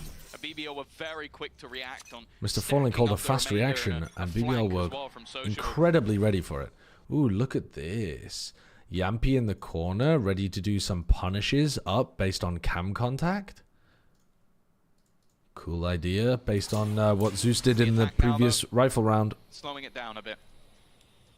Their credits back on the brink, and well, BBL have not really had a dent made in theirs just yet. Ultimate's also firmly in the defender side. I wonder if the idea would be to commit the Raze ult to it though, because if it's Zeus that's doing it, he's probably going to have a gate crash to leave. They've been cleared out. Although he doesn't have one active at the moment. Look at their mid control. Let's have a look. Cam contact, just about to happen. Here comes the Raze ult. Now, isn't that a bit strange though? Because Levin might have just gone in there, and Zeus could have just teleported away, and Levin could have been flying into his death. Does seem a bit odd that you would be doing a trap play that's so committed against a Yoru. But it works. I mean, they go 1 for 1, so. Here's towards this side of the map, waiting for that aggression to come through on A, and Yedajay at least able to trade out his teammate. How much do you look at the map versus the gameplay when casting, like percentage-wise? I'm not sure. I look at the minimap a ton, a lot. In taking this towards the A side, where rotations have come in. Not sure what the percentage would be. His trap still covering mid. He's on his way 70-30 maybe? into the danger zone, really. He's the one at risk. Maybe 50-50? I'm not sure. The main victim of this I should do a cast with an eye tracker on one time. Exact play. I think that'd be fun. And he backs out as well. 30 seconds left. Expecting a B hit. Well, I think as well, you can kind of leave. Yeah, I think a nice adaptation would be to spring the trap if it's not the Yoru, or spring the trap if it's past a minute on the clock, because then the Yoru's first gate crash will have probably expired. But that seems like a pretty complicated protocol. Can try and push the full force of the squad back, and then Yampy's in a good position here. He's been having a game. Even has I mean, I'm fucking with it. It's a nice, alteration on the defensive setup for BBL. On the A site, and a BBL that looked flat in map number 1, half number 1, are really looking like they're back to play. Yeah, I mean, you even see that Rolling Thunder go through. Both players in Heaven remain untouched. At least I think they did. Managed to just about dodge it, and still. Yeah. He's a bit lucky to even go 1 for 1 there, yeah. He's got to go somewhere. Thinks the smoke towards screens is a safe yeah, spot. Brenton looks at the gameplay much more. Like, maybe it's the opposite. I mean, I am making up these numbers, but maybe it's like 70-30 I look at minimap, 70-30 he looks at the game. But I am fucking making up these numbers, because, like, how the hell would I know? It's not like I'm keeping track of that. In a very strong position, even if the Can you co-stream while casting? What would I... How... Huh? What would that even be? Not for a second. What would that be? Where they pull out their best rounds. The amount of kills they've got with a classic has to be up there with the best of them. This one's at least started well.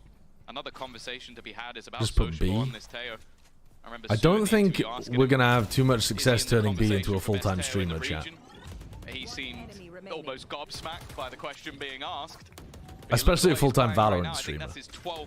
Stop casting to thank a sub. That would be funny. That would be funny. Yeah, the vertical stream feed is basically just what you're after, I think, there. Where you can see the casters at the top. The TikTok stream. You sort of got a flare of this starting it out when he was 4-0. Mute yourself from the main cast to do another P versus poop debate. I'm not sure that I like the fact that that's what my co-streamers become. Why do you watch Sliggy? For the analysis, for the calm vibes. Why do you watch Finesse? For the experience, for the comedy. Why do you watch Tarek? For the people, for the culture, for the community. Why do you watch Sideshow? For the P and the poo. I mean, I'm not happy that that's my brand, you know? Well, it starts here. 8-4 possible. 4 foot. They need rounds on the board. They need foundations laid thick for the next half. Profex brought out an Odin. Consequences of your actions, unfortunately. Spamming through the I legitimately think that I never brought up that discussion. I think every time it was brought up by somebody else. I don't know what you want from me.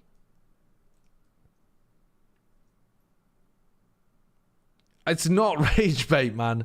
I'm not lying. I swear to God, other people brought it up, and I just answer the questions that they ask.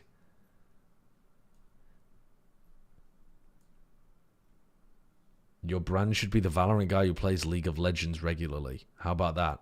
I spit in your face for that suggestion. What is this? Global releases Patrick who? Oh, that's tragic for Patrick, man. That's tragic. I mean, he didn't perform, but he only just arrived. Fucking people typing who. Yeah, I mean, it makes sense. Don't get me wrong, but it's a bit fucking brutal.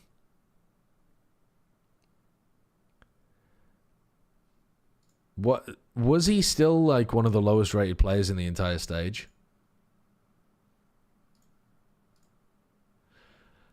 Yeah, the lowest rated player by an enormous margin. Yeah.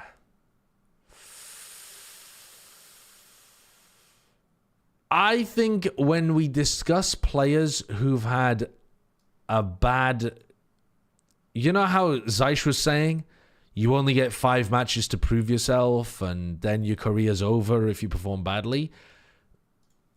I don't know how good Patrick could have been if he was there at the beginning of the season, playing with the team the entire time, etc., etc., etc. Maybe he would still be the worst player in Pacific. But I can't help but suspect that the circumstances contributed to the underperformance.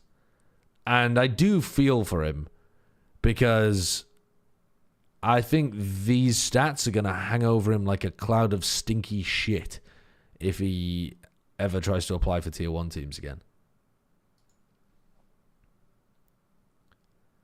The backside A pick as well. As the ult used by Zeus gets them then Sociable's picked up a double. That's 3 through the smoke. After that timeout, FUT couldn't possibly account for this. And now Mr. Fallen again trapped on the bottom of Ram. Sociable kills him in almost the same spot as the previous round this time. And looking like he's playing this game with straight wall hacks. I'll also say as well, half of the utility at the beginning My of the day's round been pretty good, thank you, Strawberry Sword.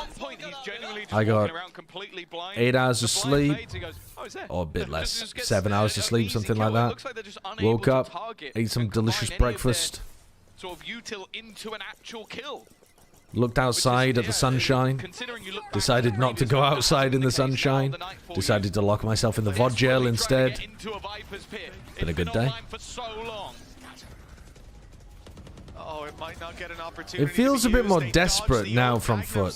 It's like, final round, let's just fucking send it on A, see if we can get a Viper's Pit down. Tejolt to try to secure the plant. Yampi has a corner. Do they not realize? Oh my god, and Yeta J falls. Oh no. Oh no. Oh no, that's a tragedy. When I was talking about FUT earlier as well, I think this is the kind of play that you're less likely to see from a FUT player. Because they're so fundamentals pilled, I think they sometimes lack a bit of flair from some of their players, or like creative opportunism. Whereas I think Yampi completely personifies the opposite of that. Yampi is going to be swinging his breach, making the play, fucking sending it in. Like, this is whimsical. Whereas FUT, I think, a bit too drilled to find the creative opportunism in some of these moments. I think adding Zeus in has given them a bit of that. But I'd like to see them pick up a couple of players, or at least one player that's got a bit of flair to add to their team as well with some of those moments. Yeah, a little bit inflexible, not in terms of their agent pool, but in terms of how they see the game and willing to take a risk. They're quite a risk-averse team, I think. Well, it has been Are you implying players should get benched for being too drilled? No, but I'm saying if you're planning on swapping players anyway, which I think FUT should be considering at the end of this season, then grabbing a couple of players that are more individually risk takers seems like a good idea to me. Even if it's just one. Even if it's just one player that does that. Remember, I'll tell you what, BBL feeling good after this 10-round defensive. It's like G2 getting Jorg, actually. Yeah, that kind of thing. The end of it all. And for FUT, we know grab a player that's got a bit of can be strong, but we need to see an ability to identify a moment and seize the moment, rather than always rely on the game plan. They are walking in towards potentially the most dangerous man in. You definitely need on every team some balance of risk takers, and you know, like how Zix was talking about it. Zix on the 100 Thieves coach was saying that he thinks about the game in terms of having carries and having supports. Like a player, in terms of how they view the game, they can be on any agent, but they either have the aura of a carry or the aura of a support. And I think he said there was too many carry players on his team that wanted to like go out, take the fight kind of thing. I think that's what he said anyway. And I view the game a little differently to Zix. But I see what he means. And the way that I have always thought about things is based on the the aggression of certain players. You need at least a couple players that are willing to be aggressive. Like, remember when Tens and Zekken, just to use Sentinels as a really easy example, Tens and Zekken were the aggro players, and then you had 3 players behind them that were generally playing support, if you want to use Zix terminology, for the carries. And these were the 2 carries, and they would be going in and they would be the playmakers, and then the other 3 were making sure that all of the gaps were filled, or that they were set up in the best possible way, that they weren't getting flanked, that the angles were covered as they entried. And then what you would get sometimes with this roster this year was that Zekken was the only player that was actually going in playmaking. And then Narrate didn't really know what his role was, but let's say when Narrate was playing on some of the like Cypher-based stuff, Narrate wasn't really a carry. He wasn't really the one making plays. John wasn't really making plays. I mean, at some points, it actually did fall down to Zelsis to be another one. But you can't. I don't think you can have a team where only one player is a carry. But you can have them from different roles. Like, for example, Kang and Chichu, I would say, are the playmakers of EDG, and those are really they're not coordinated with each other in the same way that Zekken and Tens were. They're not trying to double entry into sites together as a duelist and a smokes player, but they are like when Kang entries and takes a lot of the attention, Chishu finds his timings on a different area of the map. Or if Chishu's lurk really works, it can open up sometimes one of the sites for Kang to go crazy on an entry. And then some of the others can be carries at time. Like, I think that Smoggy is somewhere in the middle. And honestly, nobody is a weird player because he kind of alternates from one to the other. Like, some games he's pure support and some games he's just fucking running at people, trying to destroy everyone. So EDG is a bit of a weird team. But, and then I suppose on the entire other end of the spectrum, you have players like Simon, who are the most support that have ever supported. I mean, this guy, he's never made a play in his life, or at least not deliberately. He's made a play sometimes if the play comes to him, but not intentionally. He do be doing a lot of supporting though. And so, anyway, the point being that I think FUT have an unusual style because they rely so much on their fundamental like spacing, trading elements that they don't actually fit that style of Valorant that well. I think they have historically just thought about setting up their duelist to be the real tip of the spear entry, and then the rest kind of move like a pack, trading each other out. It's quite, I mean, I think of it as being quite Counter-Strike build, but I'm also not a Counter-Strike expert, so I might just be using that terminology erroneously. But I think they could do with having another player that's really the playmaker. Because I think Yedijay's a great player, but I don't think he is a playmaker Sentinel in the same way that some other people are. Like a Meteor, for example, on Gen G, or a Chichu, for example, or a Nats. I don't think he's putting himself in positions to win the rounds a large amount of the time and taking the risks to win the rounds. So I think I'd like to see them consider a move, whether it be one of these two players. And I mean, it's easier to get playmaking from your smokes role, potentially, but they could try to get it from their flex role and then have Mr. Fallen play more of the hard supportive initiator stuff, because Mr. Fallen's pretty good with that. They could also, I mean, yeah, they could change things in a variety of ways. Mr. Fallen could even go to full-time smokes for them, and they could pick somebody up to be like a much more aggressive flex player. Yedijay working around that angle. Levin's already going to be there to stop, but they have no idea how much ground they've lost. Just walking straight into such a dangerous spot. Well, it was neither. It was. But yeah, that's what I'd like to see to like take FUT to the next level. I think. I do believe yeah, Leaf is a playmaker. Yeah, for sure. It is an I think Leaf and Jorgamo are the two playmakers on I think that speaks to how well FUT came in prepared G2 for that Haven. Also to the preparation that BBL did, kind of going out the window with the composition FUT brought to bear, and it working out remarkably well. Now in this round, there's clearly have we got a Slicky gloating clip?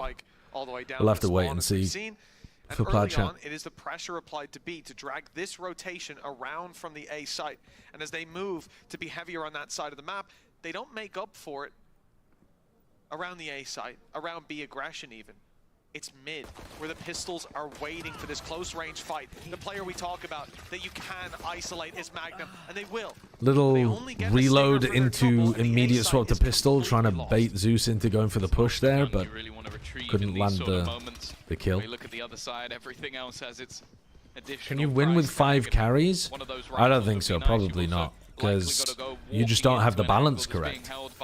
And I think this is what sometimes fans don't understand, is that the balance is the most important thing. In my opinion, anyway. It's not that, like, supportive players are worse or something, but I think you can't win with 0 carry players. You might be able to do okay with one if they're really, really good, or if the rest of your... So if one of them's really, really good, like Zekken, or the rest of your team plays with a shit ton of discipline, like FUT, you might be able to get to like a pretty fucking great level with 1 carry player. But I think the best combo is, from what I've seen in years of watching Valorant, is 2 like playmakers and 3 people who are less aggressive playmaky. I think that's the best combination, personally. Hello, Nathan. Welcome in. I don't think Vitality have 5 carries, though, because, again, a super team doesn't mean that they're all playmakers. Durka is a playmaker, right? But Kix isn't.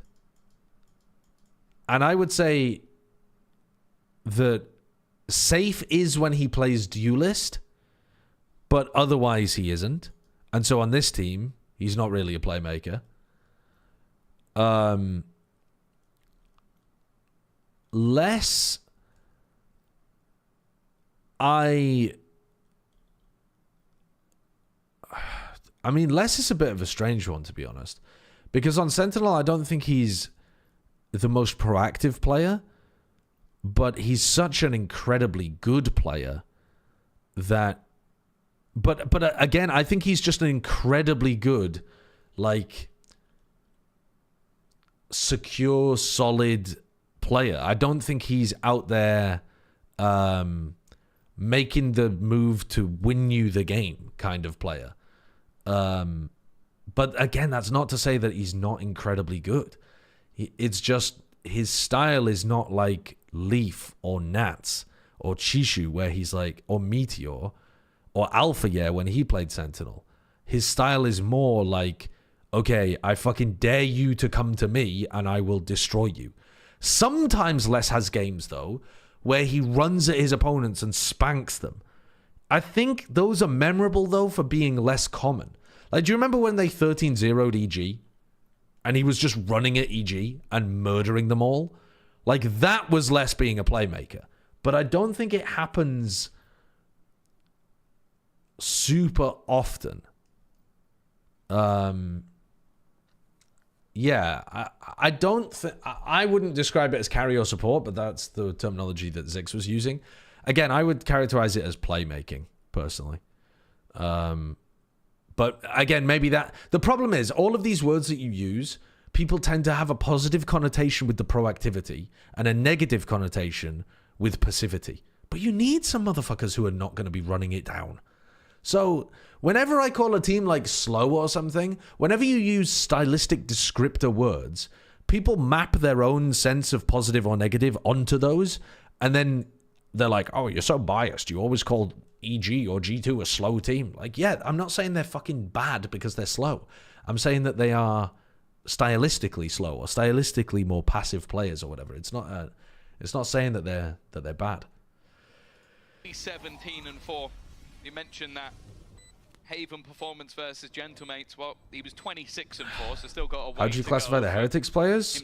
I think Miniboo is absolutely like go forward and get him kind of player. I think Woot is a go forward and get him kind of player. It's also difficult when you have a team, even speaking of Sociables Ace being the Pistols, but certainly Profex, where he would be down and out at the start. Benji's pretty balanced with it, though. Sometimes he can put himself in huge positions to win rounds. But then a lot of the time he's playing like heavy anchor spots on defense, and he's not actually, you know, like pushing up aggressive, taking space on the flank, that kind of thing. I think Boo's very supportive. I think Rienz is very supportive. But most of the EU Smokes players and most initiators worldwide are supportive because it just fits the role better too. It would be really weird to have a playmaking Tejo Sova player. To be honest with you, Sociable is a rare example. Sociable is a player on a supportive role whose brain is like a playmaker. Angel? Fucking Angel definitely has the playmaker brain. But he's managed to tone it down this year much more than he has done in previous years. Cowanzine, yeah, actually, Cowanzine. Trent is the opposite, guys. I feel like you've missed the point entirely if you're saying Trent is the aggressive playmaker kind of player. I feel like you've missed the point entirely if you're saying Trent ? Trent is very supportive, safe, playing for the clutch, absolutely playing the percentages at all times. He's much more towards the Leo end of things. Like, I feel like I'm shouting into the void, man, sometimes. What about Freeing? To be honest, Freeing at the start of the year was more like that, yeah. He was taking a lot more fights, using his stuns aggressively, like a lot of that kind of stuff, yeah. Again, this is not a perfect way of modeling Valorant, but it's just one of the ways of conceptualizing the game. It's looking like Ascent is on the horizon. Definitely getting some Trent, flashbacks. Leo, Verno, same types. I think Verno's a bit more aggressive, actually. I think Verno's got a bit more of that playmaker style to him than Trent and Leo. The call from BBL. I mean, Leo's not even fucking playing anymore, but Leo's, yeah. Especially with Magnum We've dropping watched so Mr. much of Fallen. It pulls this rotation off the B site, which is now wide open for the players. But most of the players in that hard initiator role are very supportive. Without a captain dropping Magnum, Sociable spotted as well, I believe. I'm pretty sure they know that he's here. Paranoia used. What about nobody? Nobody's a weirdo. And he's causing problems. He's buying time. Because on one side, he often does play quite supportively, and then he'll have moments or games where he just... He's decided he's going to win the game, and so he runs at people and deletes them. Like, if you watched him play Abyss against FPX last year, in the game before Champs, he was like the most playmaker you could possibly be out of everybody on his team. Or like when he played Lotus against Loud in that tournament where they spanked Loud. Nathan, thank you for the Prime. Any advice on casting? I've got hours and hours of advice on casting.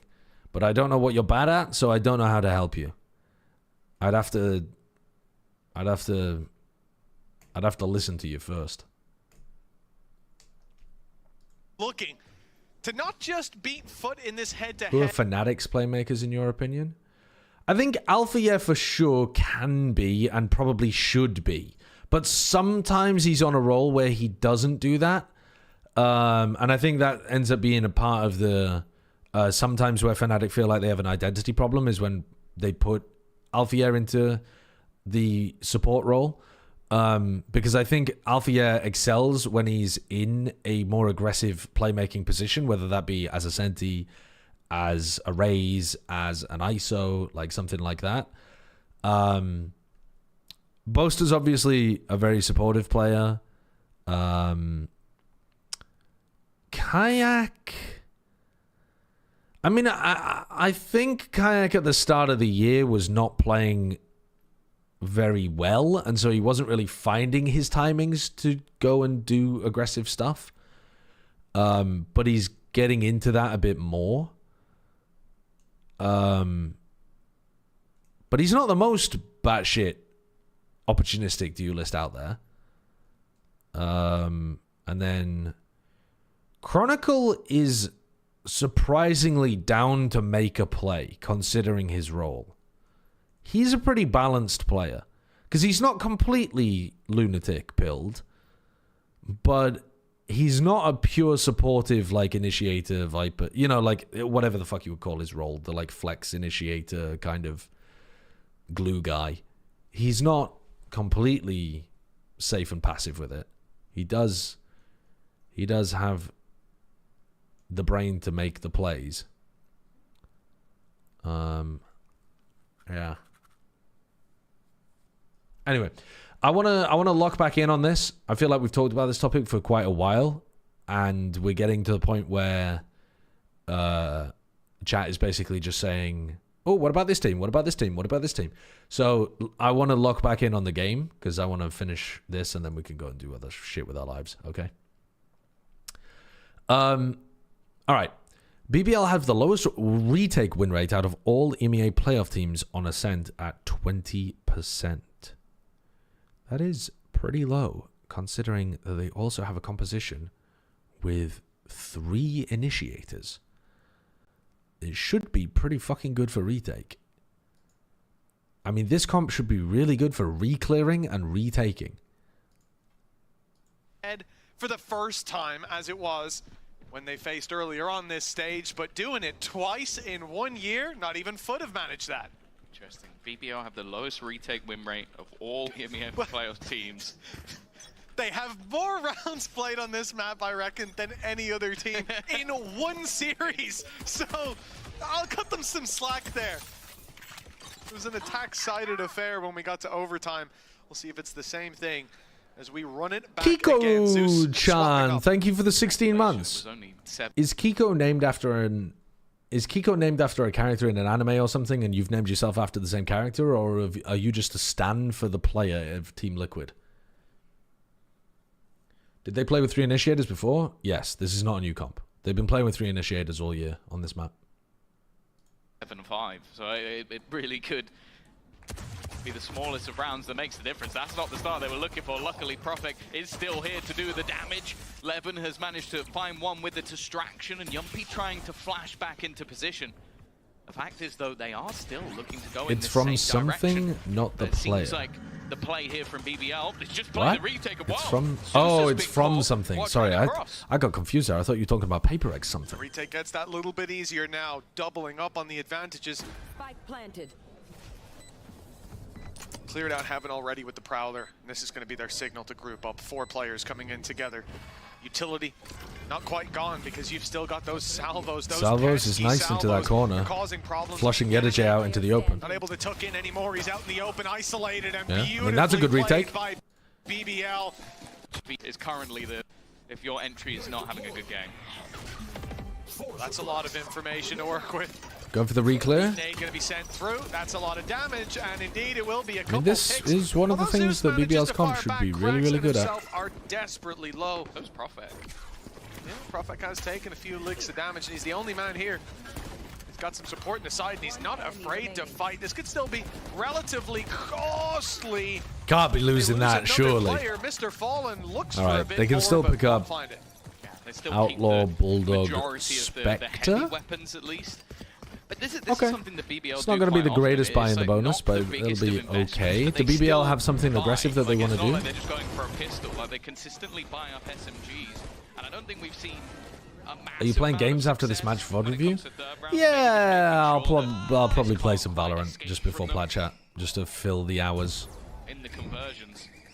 But this is where FUT come yeah, he was worried, but he also could see the player through the wall, so I think he's still going to win that one.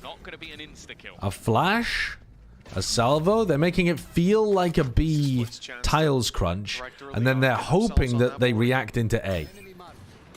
So they're faking the tiles crunch, but unfortunately there were a lot of players' tiles. If instead they'd been playing some kind of like 1-4 setup, then maybe Yedajay would have panicked and called for them to react into the stack. You can see what BBL are going for. I have seen the Angel Ninja defuse. I mean, I don't know that I'd call it just on Angel. Like, it was a whole team effort, but that was ridiculous. That A site will be well and truly defended. Push is coming in the other direction. It seems clear to us that it will be a B split. They've left players outside. What about Baldur's Gate with B? She got an ear infection, so she was not down to play today, unfortunately. I woke up, heard the news, and cried. The highlight of the previous map, their domination came through off some of his individual brilliance. Well, he's going to be under some serious tactical lab on Plat Chat. I have raised that idea before, but we haven't done it for some reason. I'm not 100% sure why. I think we wanted to wait until the off-season and do some stuff with him then. But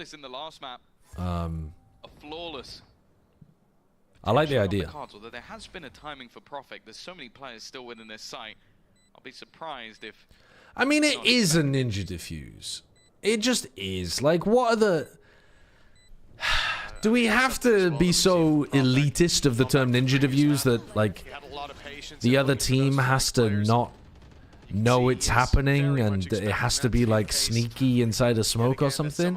It's a ninja. Come on. Jumping the gun, getting ahead of it, an in-zone flawless in round 3. I said they've Anyone has a clip? I can show you a clip. I can show you the clip. It's a fucking ninja. Okay? It's like as close as you're ever going to get to a ninja defuse anyway. Where the hell is it? It should just be in recent results, shouldn't it? There it is. There it is. Ascent round 2. The same as Na'Vi. Okay. So here's round 2. Showing as well. Want to see when you all right, just watch the whole of this round. They've got a massive trap play going on here, right? Cam takes contact, and then you salvo both sides of this, and it forces all of the attackers into a tiny little lane, and then you run at them. You fucking run at them with a flash. Shall potentially the protagonist so in that regard. They're desperately hoping that Team Liquid wander down mid in this round. They don't. Hello. Oh dear. Farming him up. And now Na'Vi. Oh. I mean, actually, yeah. I mean, what a shot from Hero. They just kind of get locked out of the A side, though, basically. There's a wall in heaven, which they only have pistols, so they're not going to do anything about that. And then they're in a 3v4. They can't retake. They can't retake. Salvo's there. They could burst through this. Everyone in main, too? They hear everybody in main. All of these players in main are running around and making footstep noises. And then they salvo. Burst through the door. Oh, no, they don't salvo through the door. Sorry. They salvo afterwards. But they get through. There's barely any time. And they're hoping that Team Liquid are already leaving the site. Played in here. And then they salvo. And they try to throw bodies in front while Angel defuses. If this is an attempt at a ninja defuse. The whole point of a ninja defuse is that you're supposed to get the defuse while the other team isn't expecting you to go for it. Like, you're thinking the Na'Vi are saving. It's drifted down into my throat, so I'm going to go for my walk and drop stuff off now. Okay. Nice. I'm worried that I'm going to get sick in a couple hours. Okay. So, Have you taken paracetamol and ibuprofen? Yep. Okay. All right. This is what it is. Have the loveliest time. I will. It is nice and sunny. Yeah. And I'm not going to go outside all day. You can. I'm not. That's your choice. Yeah. Yeah, it is my choice. Okay. Do you need anything? Don't think so. Anything? No. Okay. Should be fine.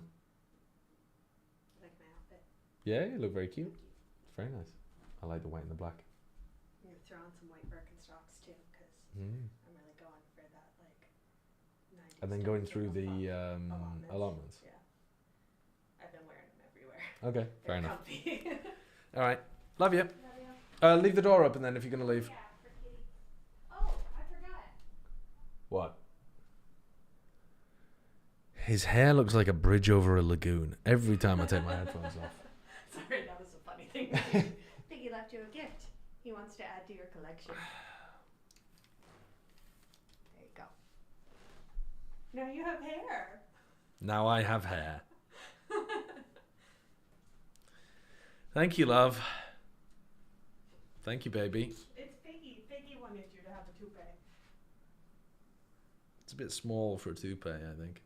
And a bit fucking scraggledy and probably came from his ass. No, that was his tummy. Oh, that was his tummy? Yeah, Okay, I lovely. pulled it off. Would you mind dealing with that rather than, like, you could just put it in the bin on the way out? Yeah, I could, but you had a pile of trash, so I thought that. Yeah, so you wanted to add to it rather than put it in the bin? I thought it was a bin. What? Thank you. Okay, bye. All right, bye. Love you.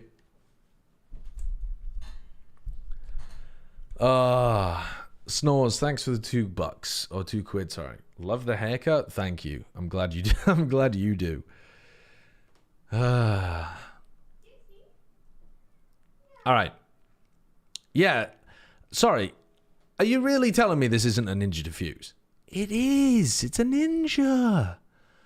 Like, Na'Vi went for the defuse. They went for the retake with the sole purpose of getting onto the defuse, hoping that everyone on Team Liquid was off-site and leaving already, and they would just have enough time. I think it's a ninja. Time? Time? Time? Guys? What? I mean, I think it's a duck. Yeah, I think it's a duck.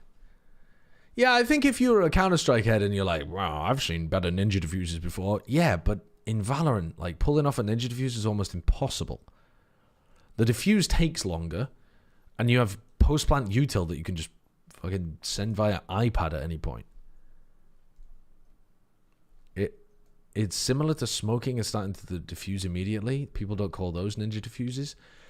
It's not similar to that, though, because it's done on an anti-eco at the very end of the round where they have no hope of winning unless they just... I mean, it is somewhat similar, but it's more ninja-y than that because it's unexpected. Team Liquid didn't expect it. After losing the pistol quite a lot, they've done so quite cleanly at times. This one, I felt like every fight that they took was on their own terms.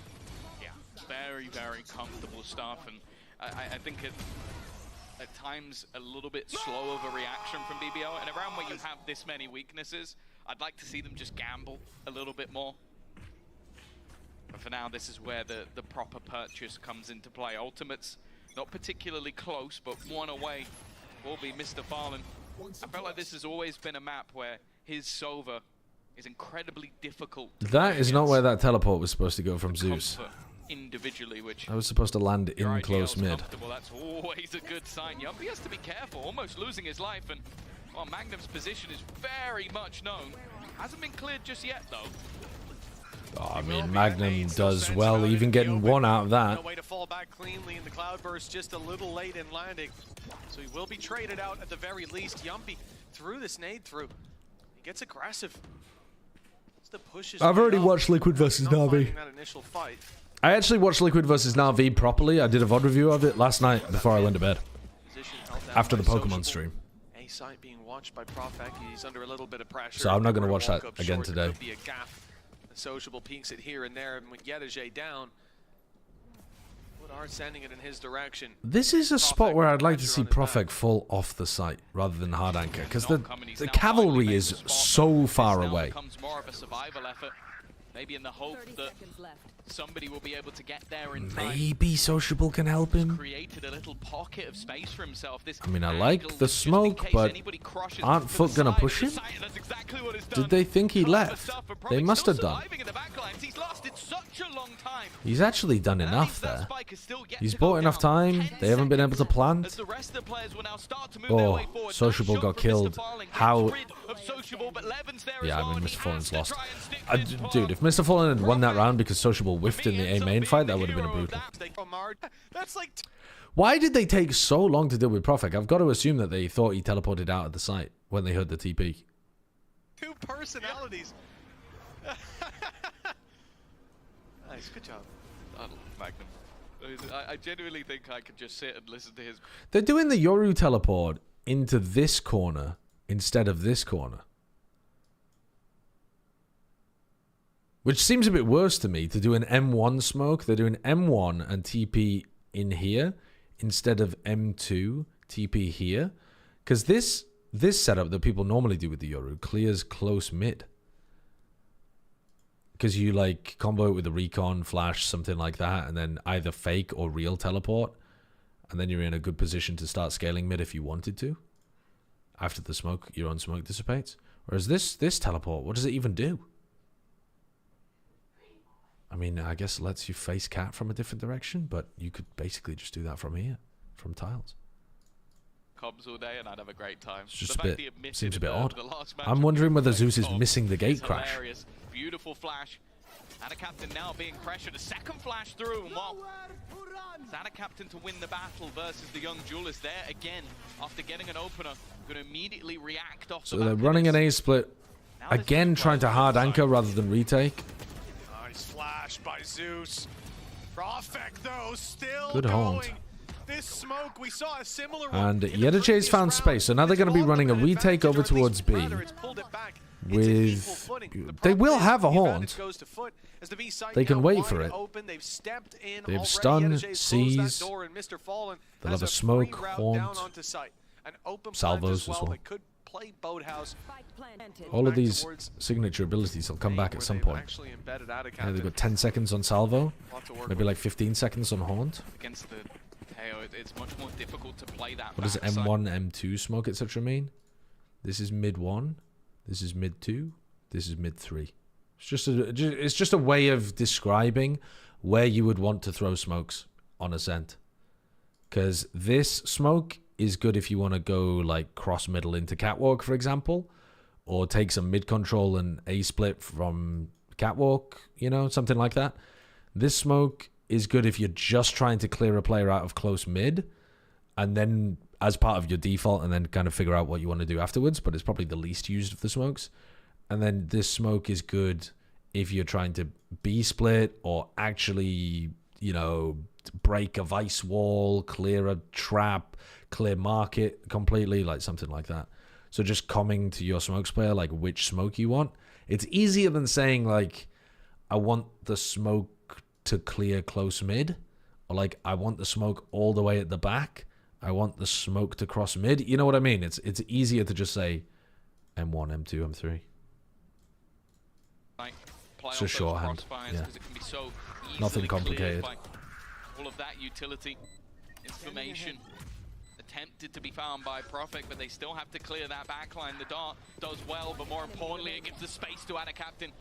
Yedeje there as well. Now all Pretty aggressive from FUT in terms of how they played that post plant.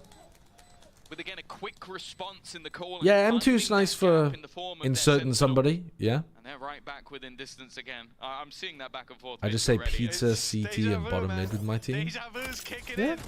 can do. This is exactly the kind of As vibe long as we you had have some kind of starting out the terminology that previous works time for that these two you and faced it's clear, that's 25 fine. You could call it dildo, dildo 2, and dildo 3 if you wanted to. 23 game. I say game, it was one round behind, and look at BBL's buy. This should be the round where they equalize. Profek, A lot of the Swedish teams in biggest Overwatch would gun call everything for dildo. BBL. I'm not sure why, Being spotted. but it was like their favorite call out. Surprised by him there, but he has rotated around. Anything that looked Back, vaguely ahead. like anything that looked vaguely like this, a rock, a pillar, a column, a whatever, dildo. It's Abdul. But there was a lot of util thrown in there. The salvos, and I think there was also maybe an extra little piece before, but yeah, that cross being held. Cracks. No, it's not Cracks to go down. In fact, it's Yedeje to fall. They've also left Levin at the back of the site. Zeus All right, is trying Zeus his has an best ult. to maybe create Ah! some sort of distraction on the other side, but he's now going to be tagged up as well. Don't we want to use the Players ult ending up and low. reconnect to try to win the 3v4 here? Like, There are an problems ult being here created could with this really one. help for this B They split. need an individual to step up. Everybody's isolated. So much They need to danger move around the towards map B for side. FUT It's the because best their one. players are Zeus will be super able to fall isolated back. from He each has other. ult for the reposition, for the clearance of sight, but they'll go in ahead of the clock. 40 seconds. Have some time to play with. Maybe hoping the backside is clear. Now they know it isn't. It's only a sheriff standing in their way, though. No shields even on Levin. He's in a lot of danger in this Cracks battle. The numbers is thinning out. weak. Yumpy goes down. 1 kill here for Levin. Would be wonderful, but hard to land up against the rifle of Mr. Fallen. BBL. They have recovered a What do you rifle call for Sociable. They've Breeze got B salvos online, mid-sight if but no dildo? the I would call that advantage, again, pillar. goes to FUT, and the post plant on B. Be tough to break back Are we into. watching this? Maybe those salvos can I force might not be players to watching go it with this. live because I want to see whether the Before teams we are gotta taking pass it Zeus first. properly, like seriously, Carnage. But I'll watch the VODs if they are taking it seriously. Isn't going to be the case. Looking comfortable once again, and even going to use it just to clear Sociable. You know, this guy has been a real danger. 2 pyramids Just on Breeze is almost called trying to titties, though. ignore No. his opponent. I mean, I've never. I will say though, cleavage is a great call out for the middle. I mean, I don't know why you wouldn't just say like pyramid or whatever, but saying cleavage for the middle part is just a really good call. That is because what else do you call that? Single piece of information. Sociable's goal now is just to try and clear them as they fall out of the site, and it's only going to be the one. Good recovery from The problem with right titty, left titty is from whose point of view? Because when I'm looking at them, we got left titty, right titty. But am I on attack or am I on defense?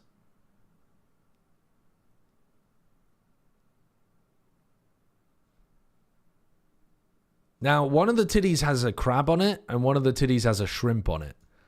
So really, I feel like the comm should be crab and shrimp, but that feels a bit too nerdy. If you're on attack or defense, it switches. Yeah, that's fucked up. That's fucked up. Can't be doing that. Can't be having that. from FUT. The initial deficit now depleted as they look to build into this attack. Yeah, I think looking for those exits, a good idea. He wasn't going to get anything done if he walked out. It would be the One of the easiest most fucked up calls I've ever heard on Breeze. You know how, like, if I draw it from top down, the A site, you've got one pyramid, second pyramid, this, like, little connecting thing. This is A main over here, yeah? That, like, goes off there.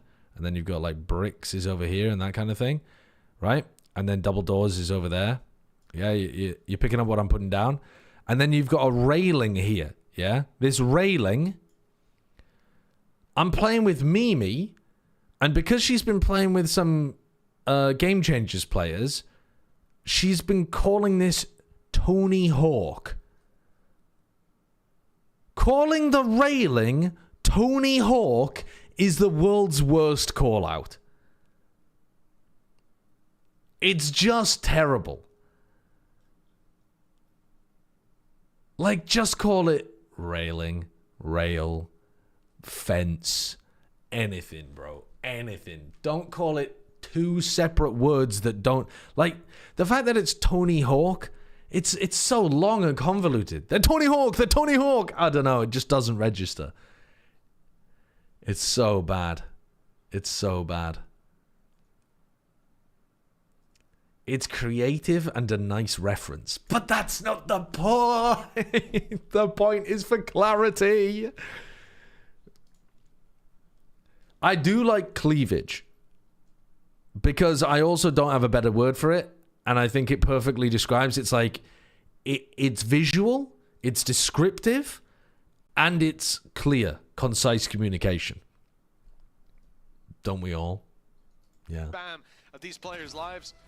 The fact that Zeus is able to take down Valley. Split these players up. Honestly, I feel like Valley is less descriptive than cleavage. To fire up in market. It recovered the round that was very much under threat.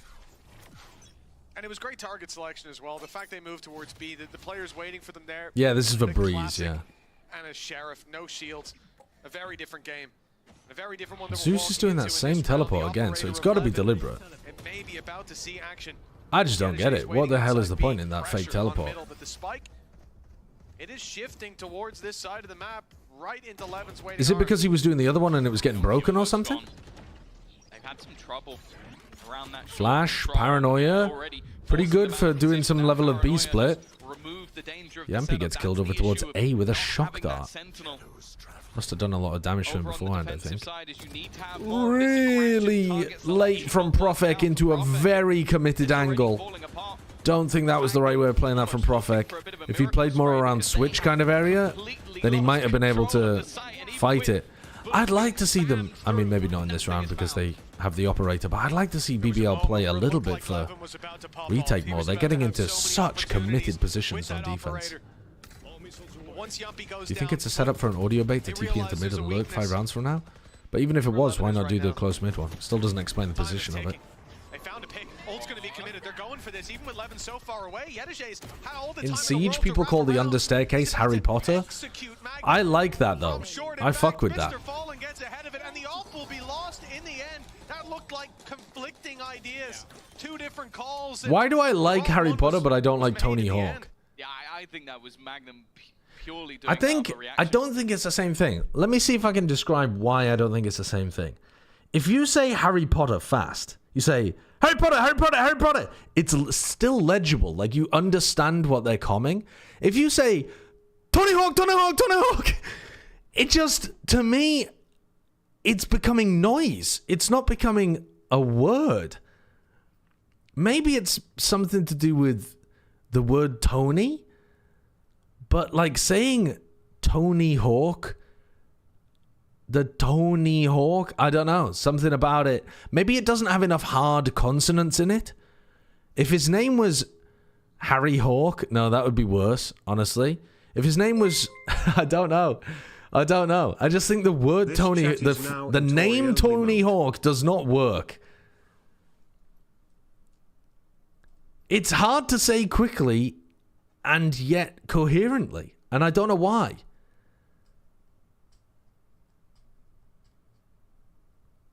You just didn't grow up with one of the games? I did. I grew up playing Tony Hawk Pro Skater and the fucking SSX games and stuff. I mean, the SSX games are not Tony Hawk, but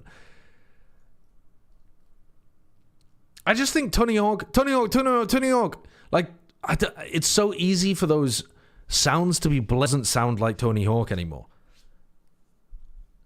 Whereas Harry Potter, Harry Potter, Harry Potter, Harry Potter, I just feel like, what the fuck else are you going to be saying in that situation? He's under the stairs. He's under the stairs, bro. To his own kill. I think that was a call in the moment of like, right now we go for it. Maybe not. I just think, yeah, I don't know. Tony? Like a misplay. He's Tony. If it was just Tony, I think I could get on board with it. That Nightfall being available. But the fact that it's Tony Hawk, that has made No, things it so just much doesn't more work. costly for What the about he's rail? Yeah, I would prefer that. If you're in my games, you could say he's rail, he's fence, railing, ditch. I would even accept, because there's a big like drop into a ditch there at the side. I'd accept that. I would know what you meant. Tony Hawk, I'm thinking, what the fuck are you talking about? Why is he playing the game? the side of BBL, a 3-round streak. Maybe that's the problem, is that when you name it after a real person's government name, I'm thinking about the person. What are you even on about? You've arrived too late. I'm not explaining it at this point. Expended because of it. A BBL timeout, and I think that's exactly when you need one. That is them overplaying their hand. Absolutely. You know, you look at Levin, he's holding on to the B-side control. There's two minds I'm in about that. What do you think about the call tomato on Breeze? Hold on. Where the hell would tomato even possibly be referring to? Is there anything red on Breeze? Is there anything circular and big? And are there anywhere where they're growing tomatoes? Is there a farmer's market? Tomato. No, I'm lost. What the hell would it possibly be? Under top mid? Grounded. Two more mid. No, where's my ADS? Where's my ADS? He's tomato. That. What the fuck do you mean he's tomato? One push QB. Out quad one. Quad? Last player standing. I don't know these comms. Spike planted. Was he just... What the fuck is tomato, dude? Is that just some trolling? There's no way that anybody has ever called that tomato.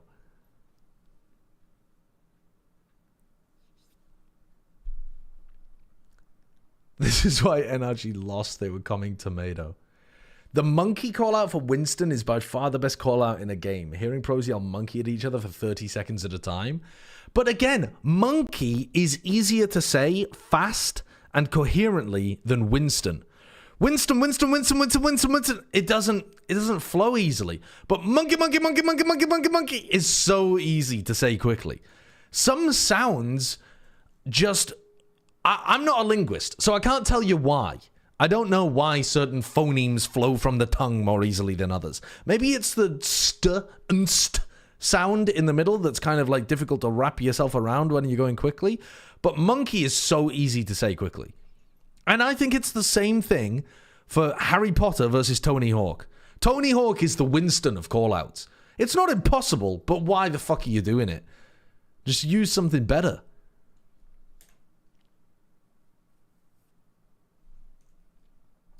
Is that he's looking for a flanker, which we've seen BBL be very conscious of before. But with that A hit coming in, you have to think the flank's hardly going to come from B. Most of the time it won't. The thing is, if he is looking... Pros shortened Lucio to Lou, and they were shouting Lu, because it was easier to say. Yeah, I fuck with that heavy. Lucio. Yep, that's way easier to just say Lu. Yep, way easier. I fuck with that a lot. Winton. Why I hesitate to open this. Hi there. Now, why are you saying it? Why is Winston saying hi there 349,521 times? Hi there.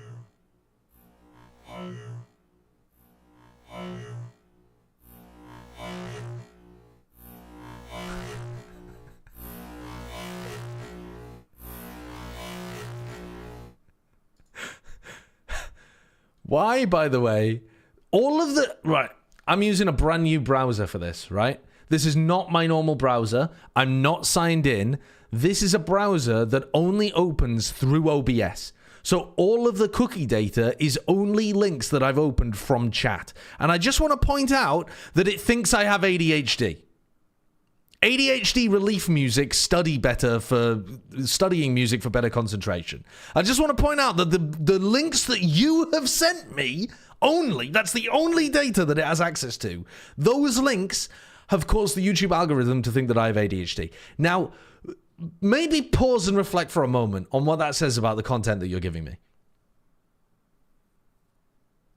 For that flanker, or if he's doing the second thing of just saving the weapon already, calling it where it is. Bro, you have the potential to create the worst algorithm in human history.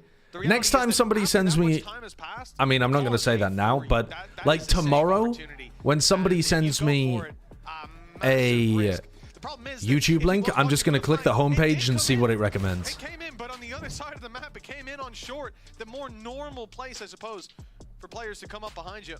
A misread in the moment. And I use clit as a call out, so gamer boys ask where it is. It's a good one. It's a +2. It's a +2. I gotta be honest, I think it would work on me. I think if you were like, he's clit. I'd be like, where the fuck is clit? That's good. That's good. What do you think of these stats, by the way? I think running stats as often as EMEA runs them is fucking awesome. I think it's awesome. It's really good. I love that they do it. I love that they run more advanced stats as well, like 4v5 win rate, retake percentages, like all of that kind of stuff.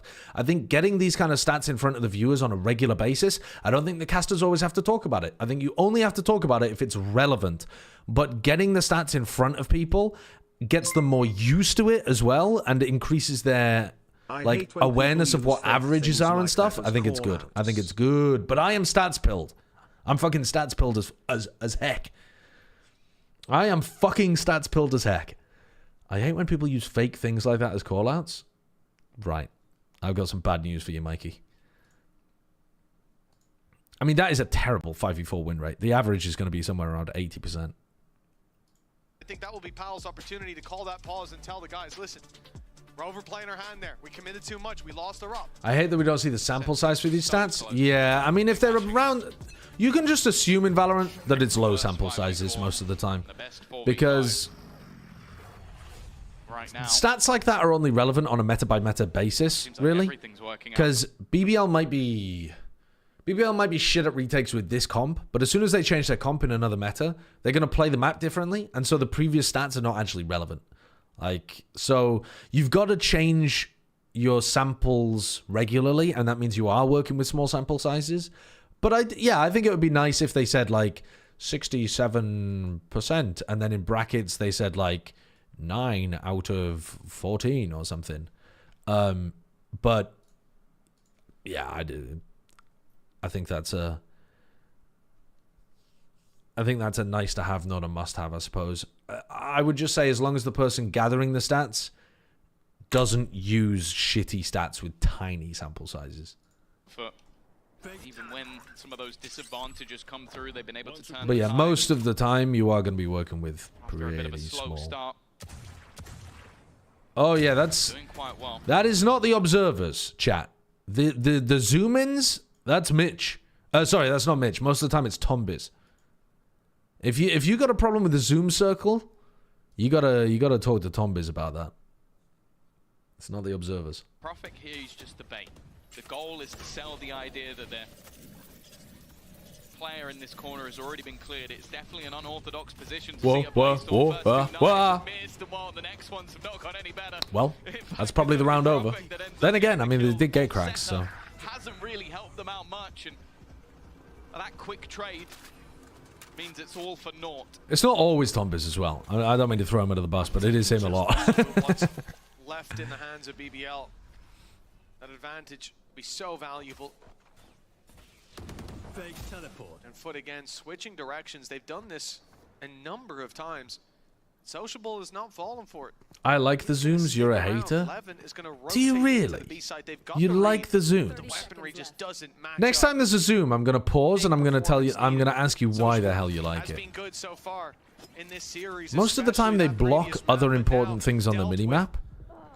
or because they're done on the fly, they don't zoom in on the correct thing accurately enough, and so it's like off-center aligned and looks rough.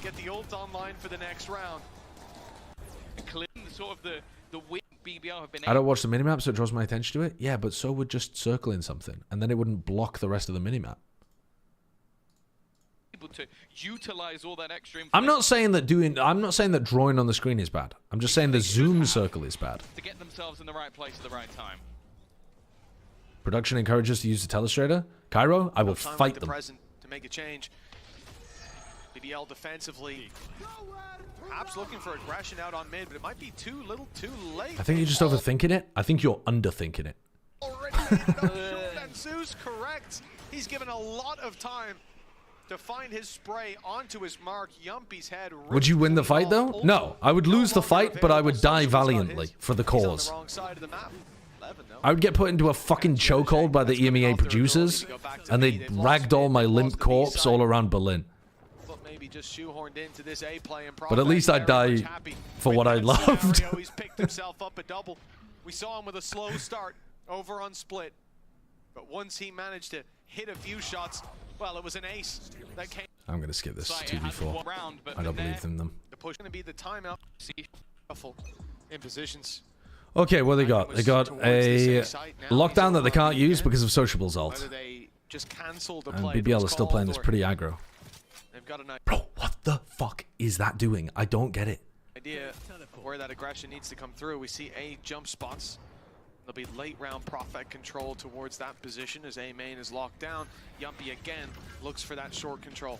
This is where he was caught when he had just that pistol. He's called in for some backup as well. Flash thrown over. That was from BBL looking to force this fight. 11 gets caught in close mid after they've already knifed it. Sociable backed it up. I guess could have ulted. Is going to ult. Off Magnum's contact is going to ult to force them into market. It's ready and God damn. And then if that trap play doesn't work, Yedajay is going to have... He doesn't have salvos either, by the way, so there's going to be safe spots. Caught by the timing. Ulted. Doesn't even clear properly in mid. Magnum just has to run at them, and I guess does. I mean, full clears them in their only safe corner. I don't know about a nice little set piece. I'm a bit worried about that from BBL, but it did work. Waiting for the Armageddon that they can hold it. Yeah. Well. All right, so now there is a free lockdown on the other side, though. So let's see if they come up with a game plan around using Yedajay's ult.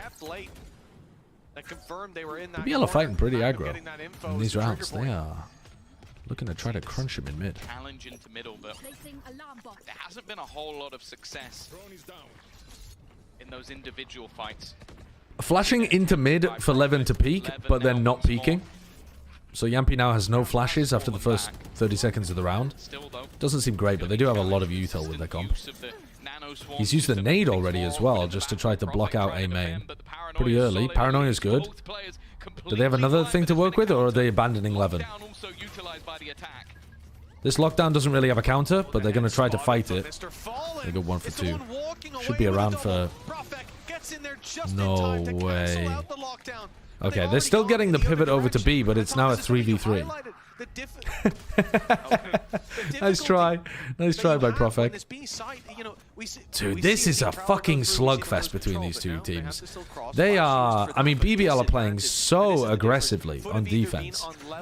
And catching FUT in areas that they don't expect. I mean, they expected somebody to be on Cat there to cut them off on the rotate. But they didn't expect... Yedajay did not expect somebody to be just running at him on Cat and fighting him with the lockdown in hand. There will be no untradeable kill offered. What a weird round this is, though. Picked up by that plant for cracks. Doesn't seem like something he wants to utilize, though. Very, very much like brute force trying to get them through a rough situation.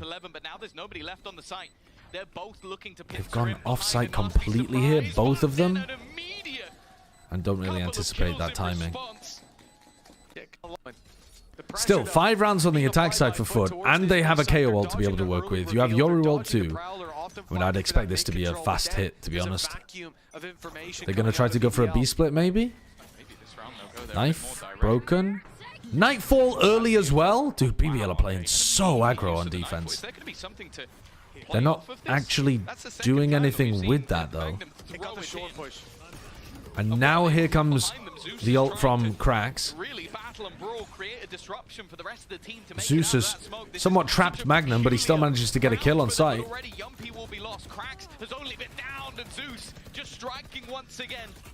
Should be a 6-6 half, yeah. A 3 versus 5. Zeus, you're in a 5v3. You do not need to push like that. Oh my god, and he's going to get caught by 11. Again, they're not ready for the faster timings that BBL are taking. Adacaptain can't escape, and now it's a 3v3. A 3 versus 3. The higher tempo is scattering FUT's brains. They need things to be slightly... Oh my god. Spotted the cap of Yedajay. There's no way they're getting this. Bro, that's tragic. They win a 5v3 just by increasing the tempo, increasing the pressure, and the FUT players fall to pieces. 11 gets caught completely. Adacaptain gets caught completely. Like, relax. BBL are so happy in the chaos, and FUT really aren't.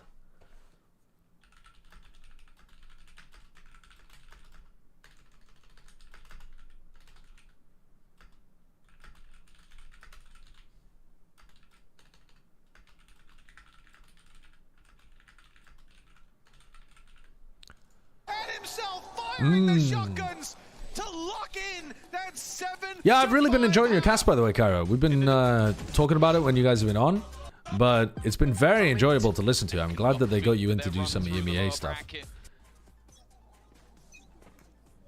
But at this stage, it's nice to hear not just a bunch of refined English accents on the broadcast, and also I think you've got a nice flow with Hazard too. it is still anyone's game.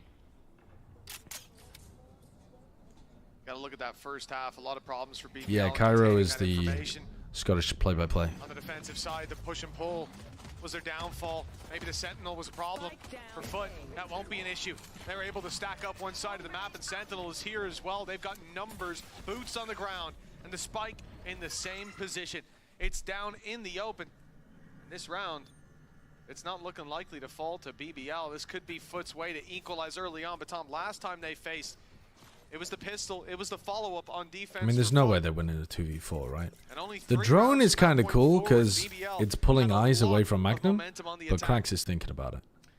Luckily for both sides, they've had a million rounds to look back on. Can't always take everything. Yeah, you do quite a lot of kill that definitely makes things hybrid a little stuff. bit more interesting, but with a player still towards A main and two sat underneath, it's not going to be easy to clear any of these remaining members. 30 Mikey, seconds. thank you for gifted tier 2. Yo, thank you for the gifted. Find something here, hoping that maybe it gets revealed, but Adacaptain's already going to catch one. It leaves Magnum with an impossible task, his position known, and only 18 seconds to play with this pistol. And the last between this ascent. Okay. Up to the defensive side as well. I'm just going to skip this round because they're feeding themselves into the meat grinder. Hipfire, I'd be confident he would have hit that. But an easy Goodbye, good night. Alright, so now what have they got? They got Marshall, double stinger, and a bulldog coming in without any ultimates online. Sociable 2 away from his. The pistol, though, is still that disadvantage of not having it. Is Magnum was basically able to take direct contact, and the defense were happy to just run it down towards Nade smoke to dominate B main, post up the turret, and then teleport away. So now, Magnum's heard a lot of that, and I think he's calling that they need to go and re-clear B main as part of their default. They have that vulnerability. Let's pressure it. Or maybe that what they also might be reading is that because they got the turret posted deep into B main and had B main control, they might be overstacking the A site, so the A site's going to be stronger. So if we run a B split right now and have somebody late go B main, so we take contact on the turret as late as possible, they might still have a weak B site for us to hit into. See what Yampy calls. Is he going for the map control player, or is he going for trying to hit the weak side? Looks, I mean, they're trying to do a B split, but they hit the B turret, I think, a bit early there. Try to sell a bit of a ruse. Oh no, is it a fake? The thing is, for FUT, they know now that the split isn't coming in, not least because I don't know Mr. that they know Fallen's it's a covering fake. that space, I don't know that. I think they're doing a lot of audible calling here. That little bit more loosey-goosey, running around the map, filling in the gaps that. As soon as you hit the turret, though, there's going to be one player coming from A back over towards mid or B. He's got himself that gate crash, and it will be used fairly. Like, okay, this is the most recent zoom in. Look at this zoom in. Look at this fucking zoom in, chat. It highlights the gate crash and also stops you from seeing anything that's happening on B as util is flying in. Like, this is an example of why I don't like this. Because what you could have done, if we just take it back like another 3 seconds or something, you could have just drawn on the minimap like that. And you would still see all of the crossfire setup. You would see the util coming out through the choke point, all of that kind of stuff. And instead, they zoom and it just fucking... Okay, now all I can see is a gate crash. I can't, you know, now I can't see if the players are repositioning or what the scaling looks like or any of that stuff. Got himself that gate crash, and it will be used fairly soon as the pressure comes in, and Renegade only good for one. Yeah, Cracks is there, but the immediate response needs a little bit more, but look how I guess it's not that important if you as a viewer never use the minimap, but what a shot for Profek. Straight through the smoke. The better you get at Valorant, the more you're going to be looking at the BBL have to minimap. think about going into the future rounds. That Prowler didn't clear. And then it becomes pretty obnoxious. We'll see if the damage is fatal. So low on these players swinging, but that's why they're going in together. Getting ahead of the problem, leaving out a captain all alone. A clutch, he's more... What a shot. In the cross. It was a nerve-wracking round, and that was just the bonus. I play Valorant without looking at the minimap. It's a crutch that good players don't need. Fucking based from you, actually. My hero. My fucking hero. I could never, because I'm a bad player. I just know what's happening around the map. Dude, you're just visualizing things without the need for a minimap. You're a fucking freak. You're an incredible player. Your awareness is off the charts. Alright, so this is something that we saw BBL do on one of the very early rounds in their half. They hit somebody in wine. They hit their Omen specifically in wine. A drone that gets 1 or 2 bullets off before Addy Captain not caught by that knife. It's a nice problem to have. Gonna smoke as if he's playing from here, but it also threatens wine. This, and it allows him to exit. They're gonna group up over towards A. Let's take a look at this gate crash. It's gonna be expiring within the next 15 seconds. As a Turkish jet is something we've talked Yeah, about. it's gone, and he didn't take it, so this is now gonna be a pretty weak site to hit. Are they going to use the Teho ult? Yeah, Teho ult goes towards Heaven. Dash in with the Prowler. TP in as well into the artist spot. Should be able to trade that. Yeah, nice. No mollies to control Heaven, but... Oh, maybe there were mollies to control Heaven, but they were early. And they were hoping they would have guns trained on Heaven after that. But, alright, ends up 3v3, winnable for BBL. Group up and play this together. No Sentinel though, so you go for these flanks quite a lot. Sometimes you'd worry about a turret, an alarm bot, but it's not in play. Instead, you have to worry about Yumpy. This machine is the one that's giving them the advantage. Now a tough position to fight from if Yedege doesn't get anything and he's been spotted. The element of surprise gone, and they were watching it anyways. Now in a high-low, Yumpy to be cleared from the close corner, but they've managed to win the fight. Here comes the big push. Cracks left alone, and both players facing. A lot of just gunfights and trying to play off each other in the post plant there. Yampy hit a really important one on the player over towards tree. In theory, that could have gotten pretty difficult for BBL because they were getting retaken on from... There's like 3 lanes that they have to be worried about. Heaven, the door, and A main because they don't have a Senti. But they handled it really nicely. BBL. I think they played that round well. I mean, hey, we've got an anti-eco. Have you seen this Plat Chat Hope Core edit? No, I saw people making a Hope Core edit of like, was it Shanghai or something? When we asked for people to do fan cams, but I don't think I've seen a recent Hope Core edit. It's easier said than done. Out for Magnum, he's up close. A big problem as he gets isolated. Pistol swinging in deep. Prowler gets you Just getting overwhelmed there over towards B main. 4 caught in A main as well. This is going to be tough for BBL. Pump the brakes on this push, but They might be forced to use the KO. response from BBL. They start to wrap back in the other direction. They didn't burn the dash, but they still just go for a pivot through mid. Good trade. You felt like Yedajay should have probably been good for 2 there. I'd have capped him with an ult into back B, but he's only got a classic, and this is a fake tap. Baits out the paranoia and baits out the swing. Now that advantage fades. Oh, and Profek, really good awareness from Profek. Done God's work for BBL. I don't think Zeus is going to be able to do this with 30 HP. I really want you to try this game split fiction with B. I don't think I'm going to do that. It's hard enough finding times for us to be able to play Baldur's Gate. Is this it? The Hope Core?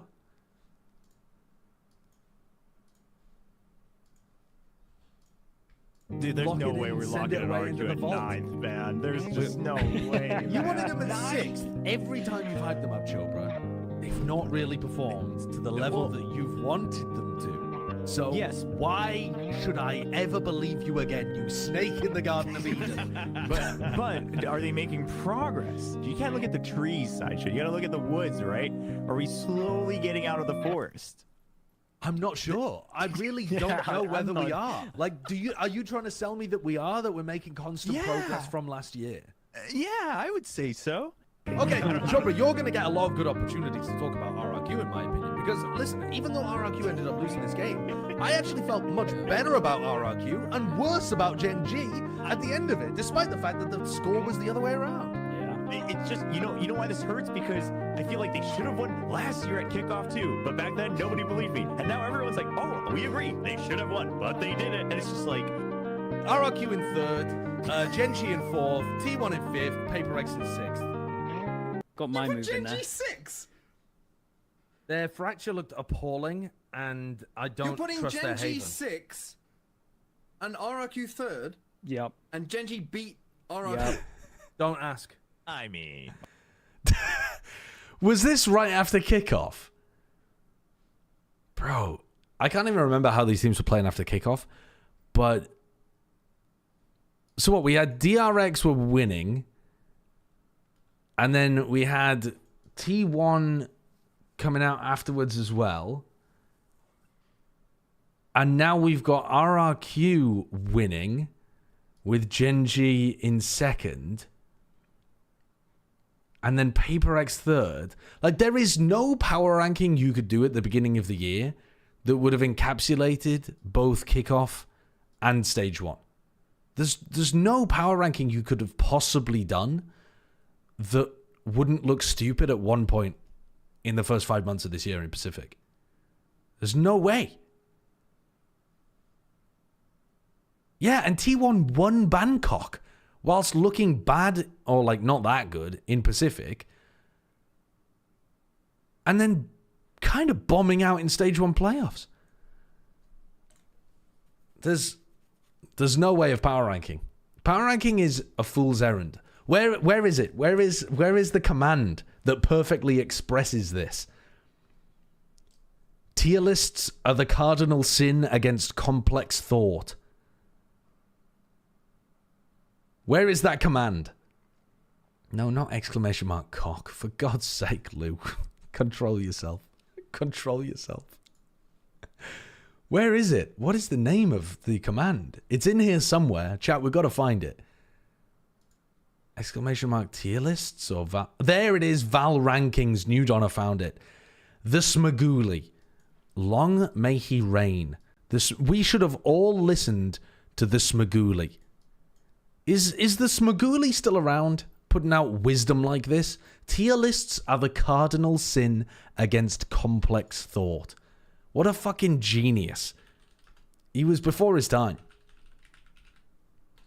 Let me have a look. User Smaguli. 329 messages. He hasn't posted in my chat since 2023. We lost the wisest of us. We lost the fucking wisest of us. Unbelievable. So tragic.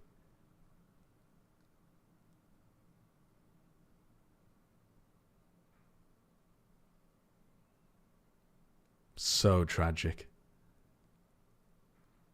Where's he gone?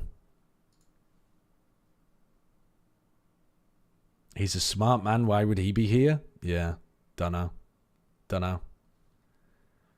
But he was at one point. Bouncer on the entry.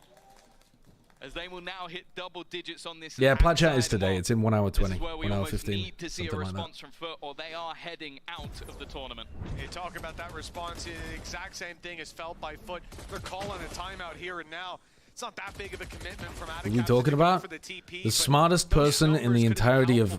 I wouldn't even just say Valorant. I would say sports. A couple more seconds there. One pick, and that Maybe round not is even there. just sports. Maybe all culture.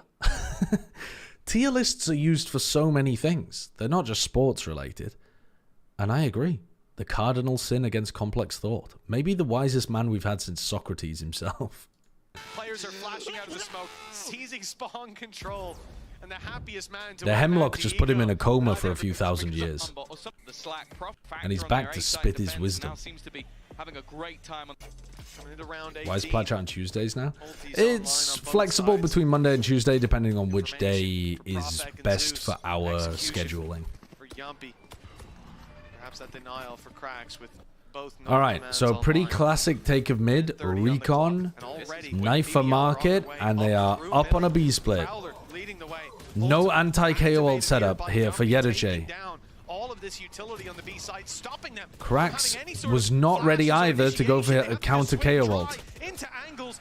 Zeus does well to find one. The They're trade rezzing, outs have been there, but so one now they've got a player brought back 4v3, from the dead. Yumpy and presumably down, but Yedajay is not going to out. get caught here. The player on site under so much Levin's pressure. ready. Yedajay. Oh my god, Yedajay. His side is secured by Oh, Mr. incredible Fallen. round from Yedajay Because of there. that, Getting 2. Magnum left in a 1v2. He's going to force the issue. Could they have benefited from an extra piece of util there, a haunt or something? Maybe. Maybe gets a little bit nervous, dodges the paranoia. Big round from Yedajay. Big round from Yedajay. Yes, between the stairs and the alleyway, he knows nobody can come stairs as Mr. Fallen holds it down the entire round. An 8th round now for FUT, a gap of 2, and an early engagement for Zeus. Owned. Oh, Oh, Prophet. and shooting the He's body, angry bro. again. You've only got one right. Don't run out of bullets. Wouldn't be ranking that chatter as the smartest man go against his whole philosophy? Might be one to be Fuck, you're so correct. And I might be the dumbest person. I think I would put myself in the F tier of stupid people for not understanding the core of his philosophy. Oh my god. That's so dumb of me. I might be one of the dumbest of all time. He only said tier list, not rankings? What's the difference? What's the difference? The point was that we are capable of more complex thought than just ranking things from S to F, from 1 to 10. There is room for nuance that gets destroyed by these strict boundaries that we draw in the sand. Thank you. I'll try to be better. retrieved in middle. BBL setting their sights on it. Every question that somebody asks me today on Plat Chat, I'm going to say, you know, it's actually quite complicated. It's a little bit of this and a little bit of that, and I'm going to sit on the fence for everything. I'm not going to give an opinion that anyone can tie me to at any point, because the world's a complicated place. Smoke to mid. I'm going to give myself an anal Going fissure from the with other how hard side, I'm and sitting on it's that something fence. Yedajay's done quite regularly is take this deep control. It was something that caught. Chat. One of my...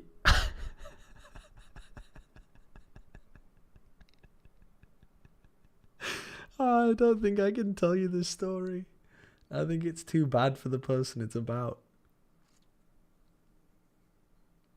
Okay, I'm going to tell it, but I'm going to disguise the identity of who it's about. Somebody I know was talking to me recently, about the fact that they have to go in for a colonoscopy. And they've got some, like, colon polyps that need to be, like, snipped off. So the way that that works is they put, like, a little rubber band around some polyps inside your colon, and they kind of nip them tight, and they fall off. And they asked me, I know that the colonoscopy is like a tube that they put up, but when they take the polyps off, do they use their hands or do they use a robot? And I was like, what? How did you think they were going to get their hands that far inside you? And they said, oh, I thought they'd be using like a speculum.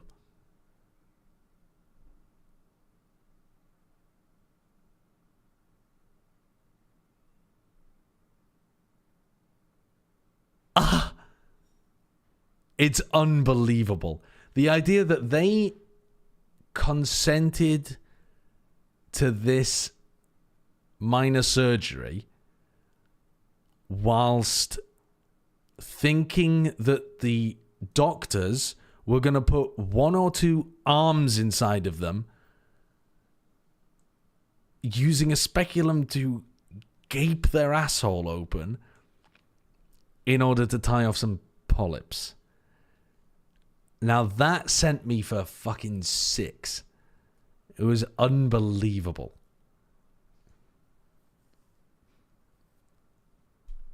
There are people in this world who make those kind of assumptions, and it baffles me. BBL, when they went there before, that's what the anesthesia's for? No. No. That's at least the information. The Nightfall's going to find nothing. They're definitely wary. Anti-11's taking a hell of a lot of damage. There is the pounce. And there is even the turret coming little turret kill? Yedoje nowhere near the action, but they do have an advantage nonetheless.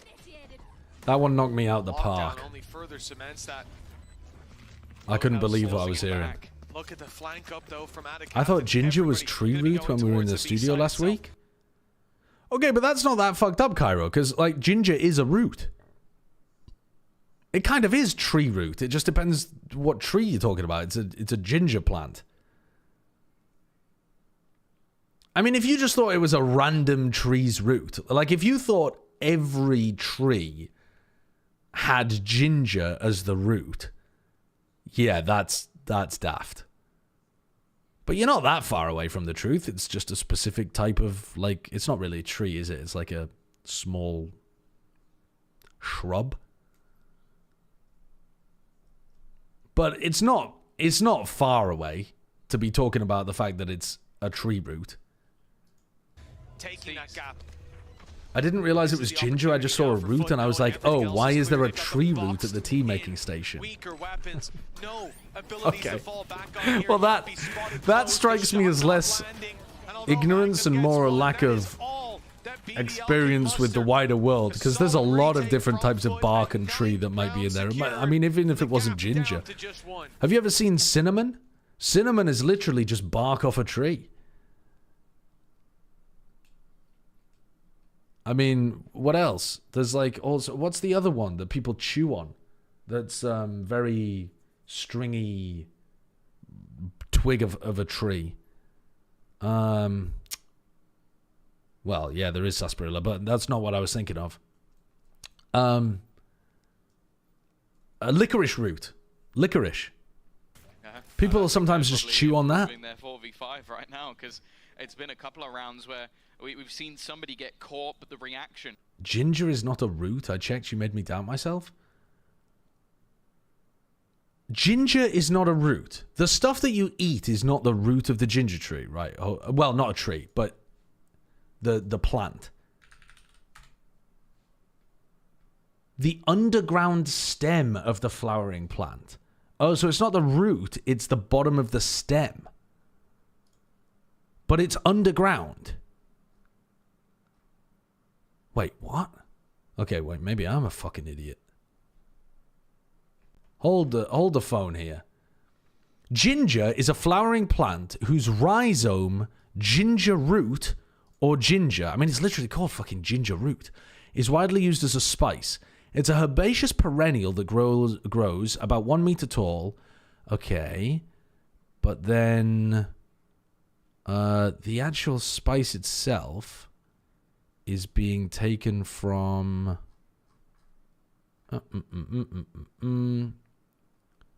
Okay, let me look at the rhizome. How is a rhizome defined?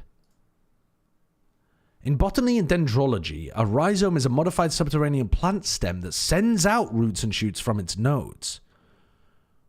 Right. So that's not technically a root, even though we call them root vegetables. I think that's getting quite fucking pedantic at that point, isn't it? It's an underground part of the stem where roots grow out of it. It's a fucking root. Like in normal parlance, I think you would call it a ginger root and a root vegetable. Yeah. Okay, it's not technically the fucking root. You have to still take the roots off, but who's... Oh, yes, a ginger rhizome. It's fucking pedantic. In botany and dendrology, I think you're fine. But in modern parlance, I think you'd be all right with saying ginger's a root, wouldn't you? I don't think that's ignorant. I just think that's simplification of it.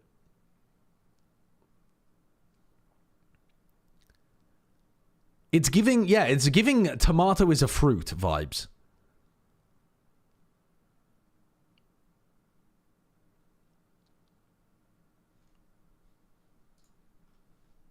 I gotta say, though, I did think ginger was more of a shrub than a plant. And it's Yedoje. I had a quiet first half. It can always be difficult. Nobody's saying, buddy, get me the rhizome from the garden? Yeah, they're saying, get me the ginger root. Wouldn't that make potatoes roots? They're literally called root vegetables. Or tubers, I suppose some people call them. But yeah. People call potatoes, carrots, that kind of stuff, root vegetables. They're saying, get me the ginger? Okay, but to distinguish between... I mean, people will call it stem ginger, I suppose. But people will sometimes call it root ginger. To distinguish it from, like, candied or fucking ginger peel or other ways of having ginger beer. I think this is the last one, right? Indeed, the last pause. I agree with you, JJW. Until we inevitably get to overtime. Is a tomato not a fruit?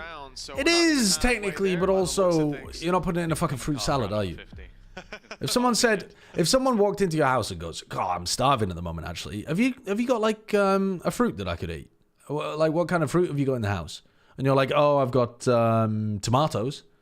They'd be like, are you a fucking idiot?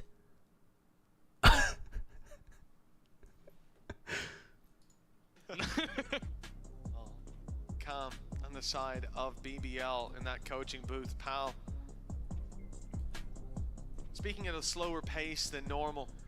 Fruit. I think a fruit is like a scientific dendrological nomenclature term, and vegetables are just a culinary term, aren't they? I don't think vegetables exist in a scientific sense. With the teams, but you know, guys, is doing just teams or performance. But just because it doesn't exist in a scientific sense doesn't mean that that should overwrite the culinary sense. Culinary terminology is more applicable to people's day-to-day life than scientific terminology. So we should use that instead. I regularly snack on tomatoes. That was a little mean. Okay, but Archie, I'm not saying you shouldn't snack on tomatoes. I'm saying you're not saying, hey, have you got any fruit like a tomato? If you wanted a tomato, you'd say, do you have any tomatoes? You wouldn't say, have you got any fruit? You wouldn't want people to be handing you a mango or a pineapple or something. I mean, fuck, are those even fruit? I don't know. Is a banana's a bloody berry or something, isn't it? These just get ridiculous because they're so far away from the culinary ways that we describe things. Move back towards that A side of the map and more FUT and not just all right. sit around. BBL doing a fast mid take with a haunt that clears market. Knife over here as well does actually catch an aggressive omen. So they're using the second flash to reclear Gelato. So Yampi's now out of flashes. Prowler goes and reclears market. So they've used a lot of utility to take this portion of the map. So FUT have made it expensive for them. They've got the laneways, the side of the map unlocked. In Portuguese, we have two words, fruta and fruto. We're not as smart as the Portuguese. Okay? So we just use one word, which is fruit, and it gets confusing. Or it doesn't get confusing if you're not talking to a fucking pedant from Twitch. It's not going to be Zeus. Not today. Do you remember when you blamed chat for the ADHD recommendation? What is ADHD about arguing about fruit? The idea that he's around this angle, but an immediate gate crash out of position. What's Sociable going to do with this Tejo ult? That was a little bit close for cracks. He will fall back to the side, but Yedoje will take the damage for it. The left side completely sectioned off. He's being hit by every piece of utility, and a second player just spam. Zeus is unaware of... They've just decided the only way is through the walls. Don't let them see you. That's you were just talking about colons? To start it out, I think someone got us onto that as well, though. A little bit ridiculous. Captain left alone. It's not about the fruit, it's about stopping 10 times in one round to argue tomato versus tomato. I'll tell you what I fucking can't abide. Tomato. Oh, it's so wrong. I think Americans, I'm fine with a lot of American terminology, pronunciations, that kind of thing. The pressure really on. Tomato? As BBL enter the home stretch. Y'all missed with that one. Elimination on the line. FUT looking to get to that international event, looking to right the wrongs. How do you say potato? Like a fucking normal person? I don't rhyme it with tomato. Champs. Last year, the second Masters and Champs, they have always been there, they've always been competitive, and they've always been better than BBL. That has been a constant factor. The captain's been trying to hold A main really aggressively and drag as much util out of BBL as possible, and this round he gets punished for it. While Levin already puts the first body in the bag. Zeus walking up mid, doesn't really receive any contact, leaves just in case it's a fast A pop. That could put the champs up here. Why would it be different? It's spelled exactly the same. Oh, well, now you're rage baiting. Now you're rage baiting.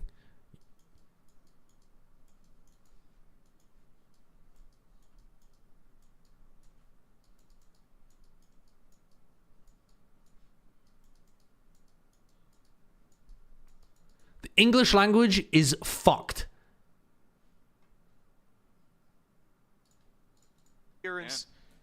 Cough, plow, many more examples. Right now, that's easier said than done. Absolutely, and there's going to be roster changes for other teams. They're going to be working hard.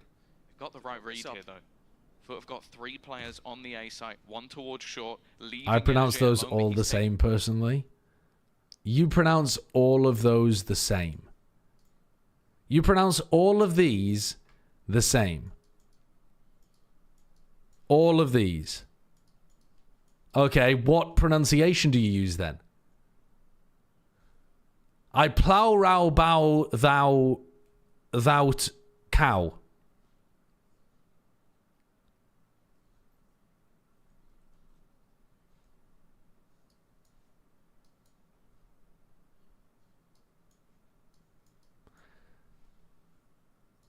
I plow rough bows, though I thought you coughed. And you say, let's use the pronunciation for cough. I plough rough boffs, though I thoft you coughed.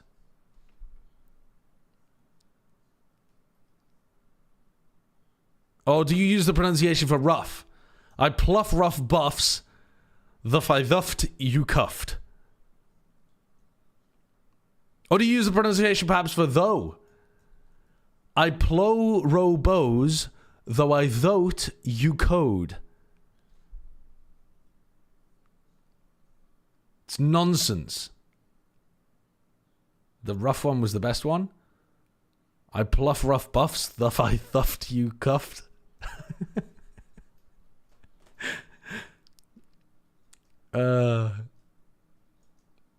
I just read as it's written with a g sound. G? I plug rug bugs. Thug I thugged you cugged. What's a g sound? Plugger? Plowger? I plauga, rauga, bauga, thauga, I, vauga, you cowga.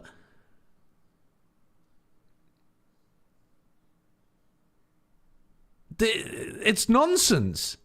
That's just Danish. That's at least consistent with the writing. The point is, there is no consistency with the writing because it's ambiguous what this would even come out as. Hard G and enunciate the H. Plauga her. I plauga her, ruga her. I'm sorry. Fucking hell. I plauga her, rauga her, bauga her, thauga her, I vauga hud, you cowga hud. It's ridiculous. An awful lot of space. That's why they're confident in holding on to these positions. BBL are going to be walking into a stack. The flash ready for Zeus. The swing on the back. It's a silly language, and any discussion about pronunciation is fundamentally nonsense. But he's not the hero that they need. Mr. Fallen won't be either. Any conversation about how something should be pronounced is nonsense. Conversations about how things are pronounced and how things became to be pronounced about something are wonderfully interesting. But one must simply consider linguistics as an object to be marveled at rather than prescribed in a certain direction. You literally just complained about tomato? Yeah, because the Americans are wrong about that. I mean, that's the only one, though. Last time was incredibly close. This time it is looking just as similar. Skip the post round. I'm sorry, I'm distracted. This is what it all comes down to. And aluminium? No, I'll give him aluminium. Aluminum? That was the original name for it. And then they changed it so that it would fit more with the ioms that were more common in the periodic table. But alum becoming aluminum, I gotta give him that. It's fine. A 3-round streak for FUT to claim an overtime as they I don't think it needed redoing. In the previous matchup. And if they can't keep their feet, they will be swept out of stage 1. BBL. They need 3 rounds in a row it cannot against be a nice feeling to be sat the in KO the Ultimate. right now, but and they're not running an anti-KO setup either. They've got utility. So far, these rounds, these last few, have been convincing for BBL. I didn't imagine myself watching a bald British man talking gibberish. I'm speaking English. English, motherfucker. Do you speak it? Barely. Me answering him? Very little of it, and I don't understand the stuff that I do speak. He has to move forward. Nowhere else for him to go, but he's found Ooh, nice play by Yedajay. Good little play there inside of the smoke.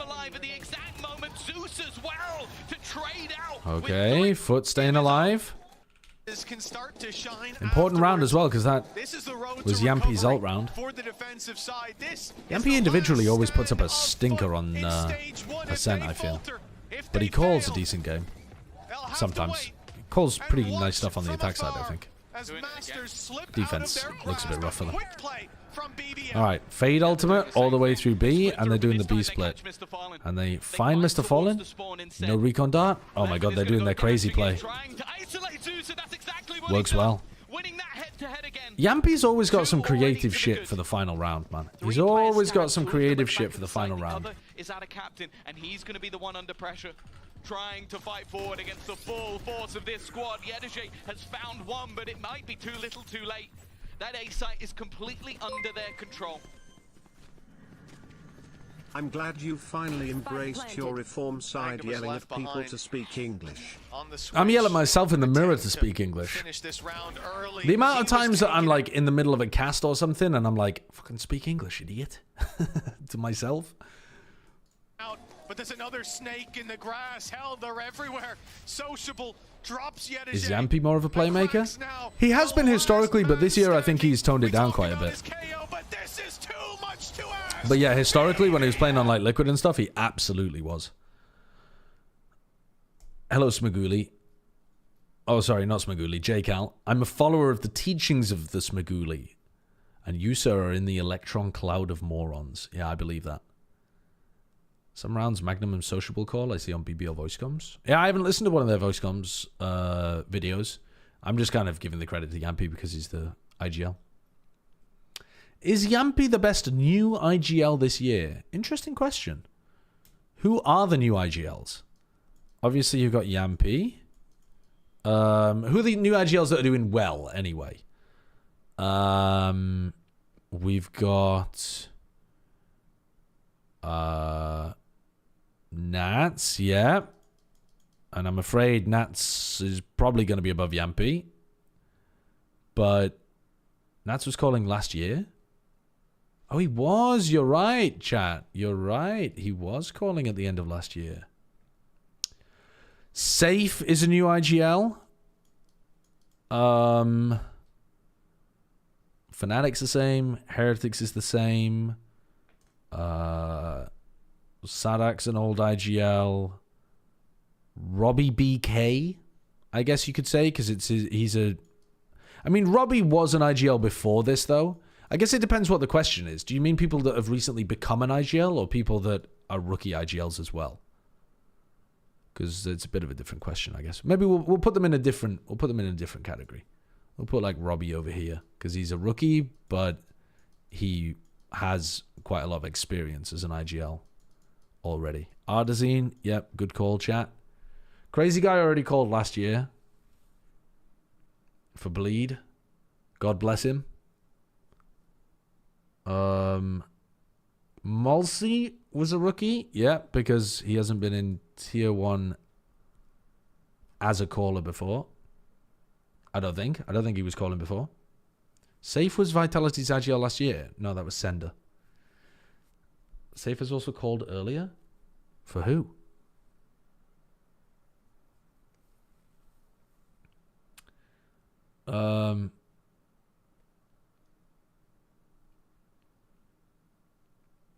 Anyway, I think if they IGL'd for like a game here or there, it's not like Yampy called a little bit on Old Liquid in like 2021 or something, but we're not calling that like a serious IGLing spree.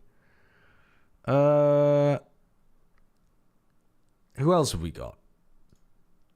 There's got to be more than this. Oh, Patman. Is Patman actually IGLing, though? Someone give me the skinny on Patman. Does anyone know what's actually going on inside of PRX? It's still a decentralized, delocalized hive mind structure? I see. Was Marco calling last year? Well, he's not calling anymore because Estrella's taken it over. But was he calling at all last year? Yes, I think he was, wasn't he?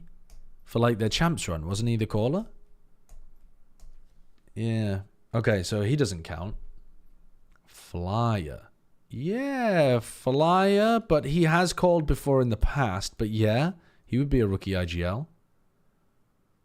Rossi. Yeah, I don't think Rossi was calling for T1, was he? So yeah, Rossi would count. I feel like Rossi belongs in this list a bit more than the other list, but Rossi's somewhere in the middle.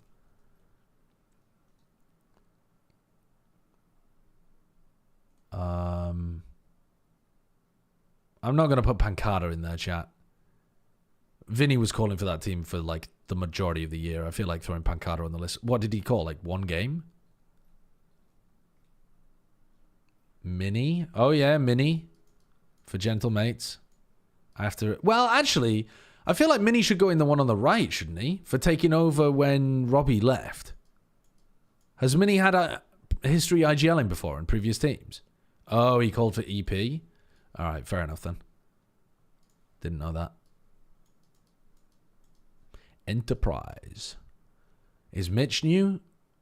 No. Mitch has called at tier 1 before, hasn't he? I mean, he's such an old player. He was calling in tier 1 in like 2020. I feel like Mitch has... Hasn't Mitch called before? In tier 1 VCT? Calling Mitch a rookie IGL just seems mad. But it might be technically true.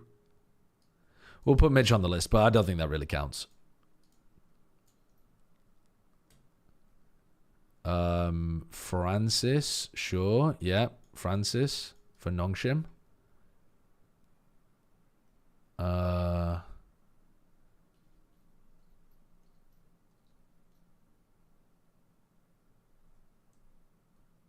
LZ for 2G. Sure. I think we're getting in the weeds here a little bit, though. I think the point was, is Yampy the best of the new IGLs? And I think, to be honest with you, the only other player that is in a really similar position to him is Artzine, I think, who's also having a lot of success.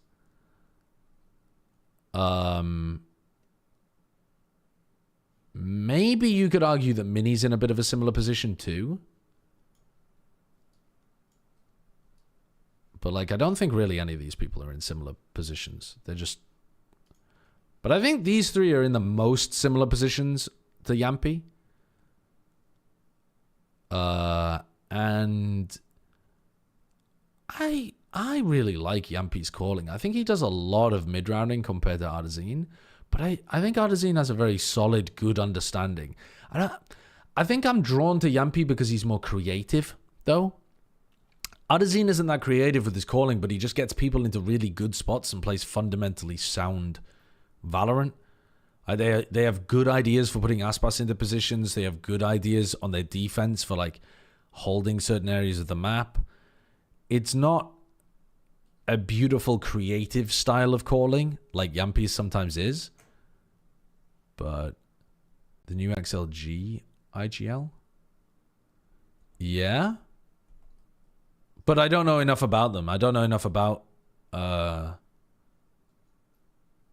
Isn't it... I thought it was YOU, not Viva. Am I losing my mind? I thought YOU was the caller.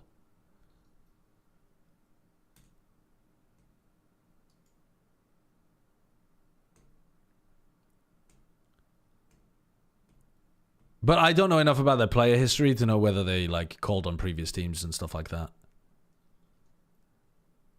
It was Coconut before and then Viva took over? Oh, okay. It was Coconut and now it's Viva. When did they swap? I don't feel like it makes a fucking difference who calls an XLG. They always play the same good, decent Valorant. Like they did when bloody... Who was calling for them that they kicked? Right before passing it over to Coconut. And he went to JDG or something. Nah, but between Crystal. After Crystal. After Crystal, they went to somebody else, who I've forgotten the name of, and then they passed it over to Coconut. And I've forgotten the name of him. Yeah, Mr. Canai. Yeah. But they actually still played really good Valorant when he was calling too. XLG seem incredibly anti-fragile in terms of their calling system. I don't know why, but it doesn't seem to make that much difference to how they play. They still play pretty good, sensible Valorant. I don't know. I personally, I can't tell the like, I didn't know that they had changed IGLs mid-season.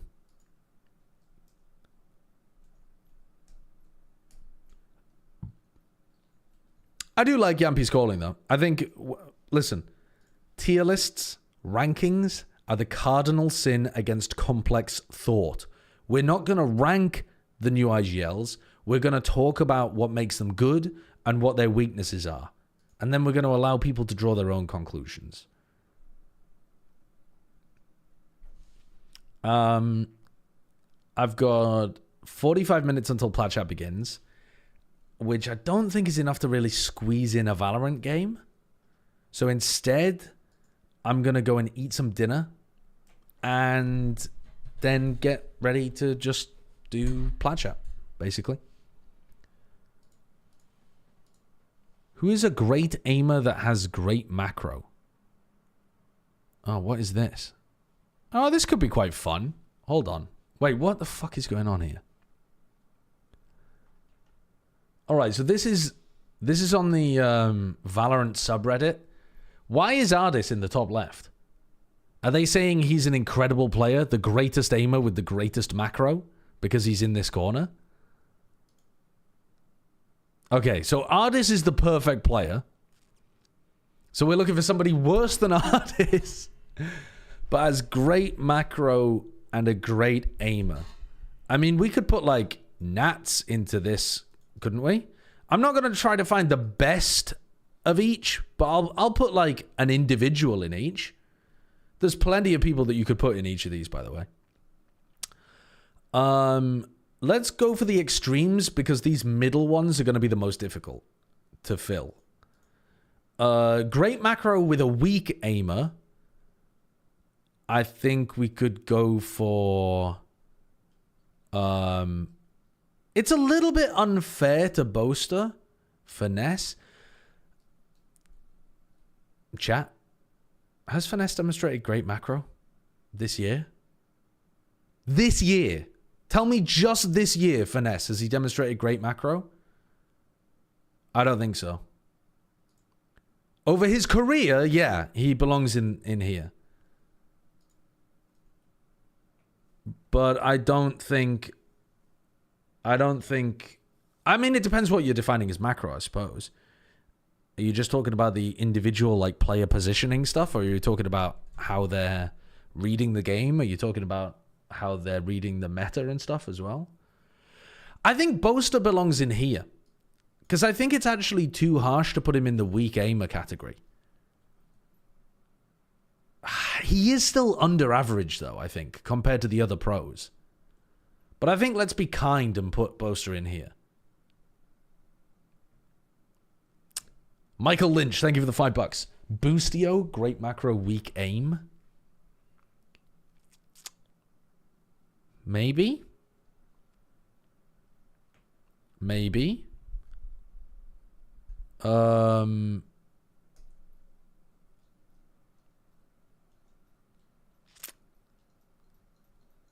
don't feel super confident about putting these people in great macro for Boostio or Finesse this year. Yo, you know who belongs in here maybe?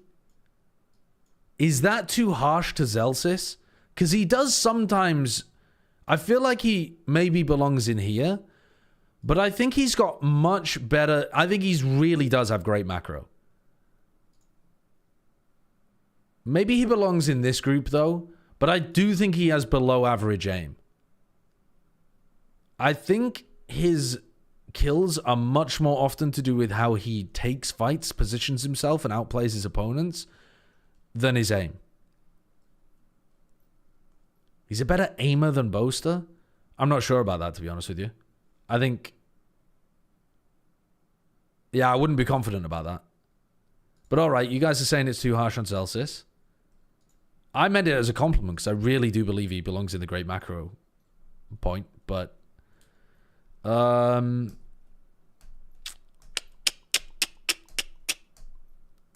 Sadak?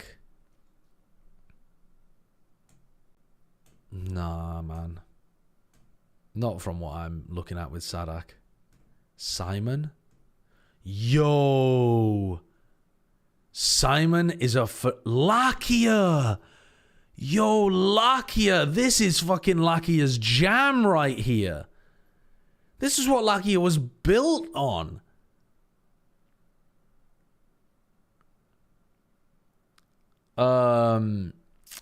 Okay. A great aimer. Let's fill in these ones next. Weak macro, great aimer.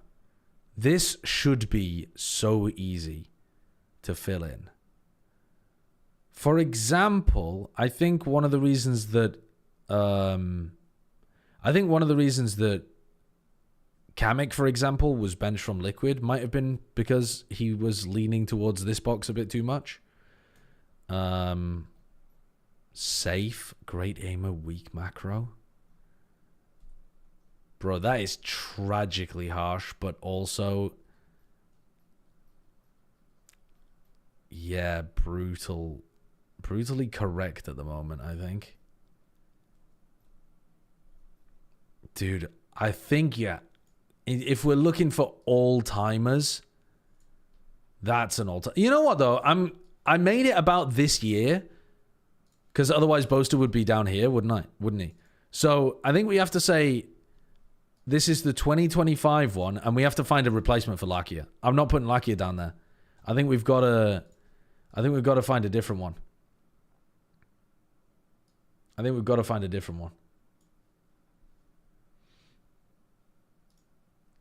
I think I've got to go with Simon. I think Simon is the best version of this.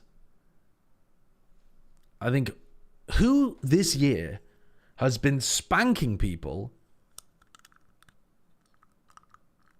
but puts themselves in terrible positions.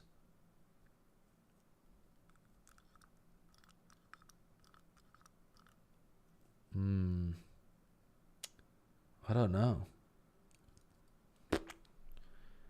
I don't know who this is this year.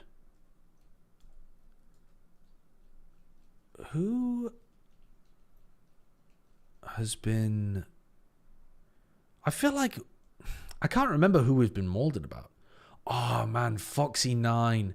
But I don't think Foxy9 belongs in the completely weak macro anymore.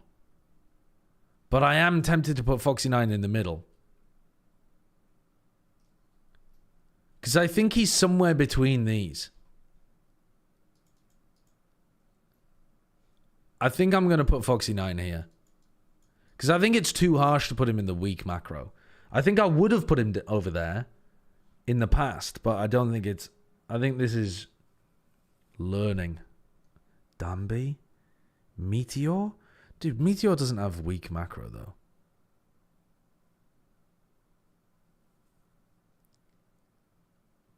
He has demonstrated, like, pretty rough macro in some of T1's games, but not all the time.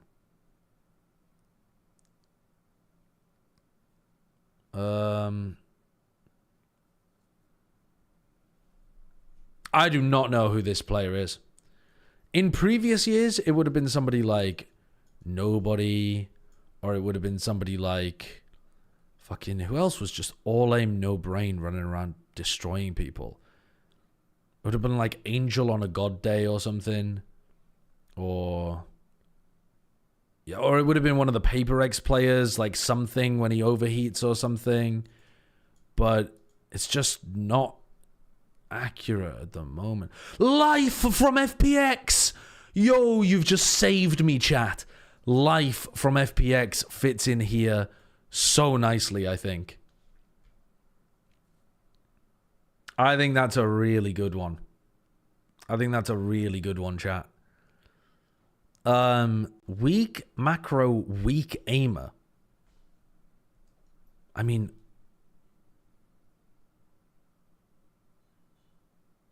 that's just take a poo on a random player.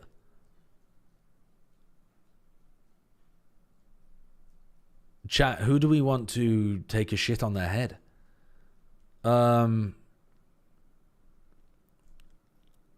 Somebody who plays stupidly and can't fight themselves out of positions. I don't know.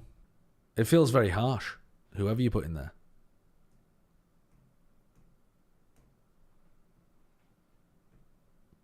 Governor is perfect.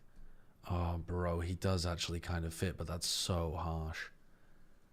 I feel like you have to leave it blank. It's so harsh, man.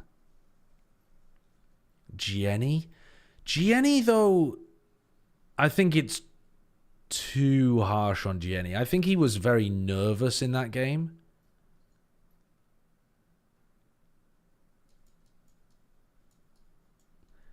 I'm going to put TMV in there.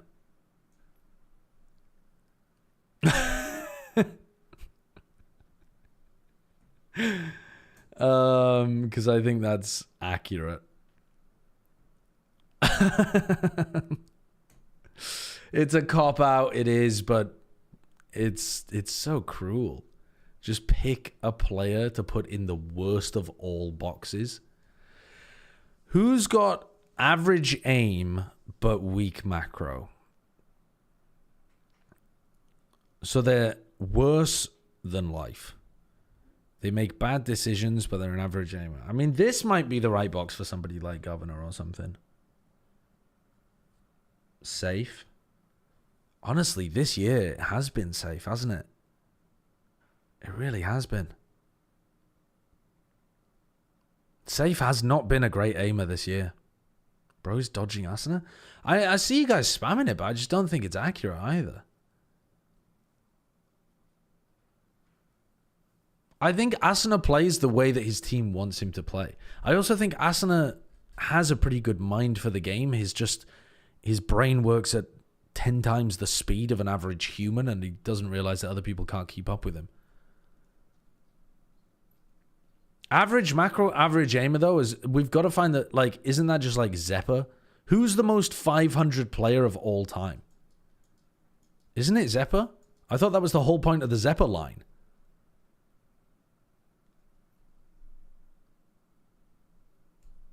That's the whole point. Zeppa is the average.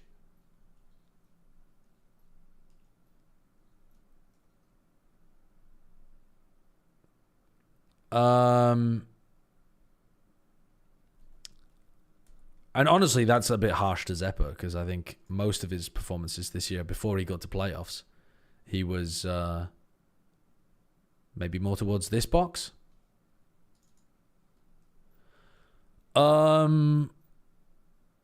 Average macro, weak aimer. Bro, these two boxes are fucking brutal as well, actually. Average macro, weak aimer.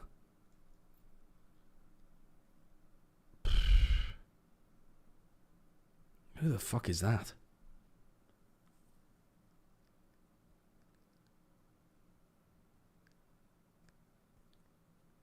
Mulsey? Dude, Mulsey's a shout, honestly.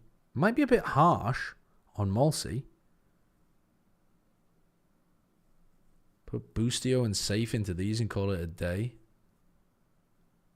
Honestly, I feel like Boostio does belong in here for this year. I didn't want to put him in this box because I didn't think his macro had been great this year, but I do think he's got at least average macro. I think this is a bit harsh on Boostio, but I do think he belongs in this box this year. And then this one, weak macro, average aimer. To be honest, it might be Safe. That feels so wrong, putting Safe in this box. Because Safe, when he plays Duelist, is at least here. And sometimes he's here. But the fact he's had so many stinkers this year, so many stinkers. And I think a lot of it has been because of, yeah, I mean, he's just getting dragged down from the IGL debuff, to be honest. Replace TMV with Art.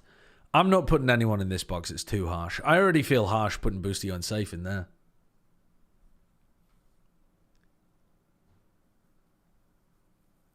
Is Safe even average aim this year? To be honest, I don't know. I don't know.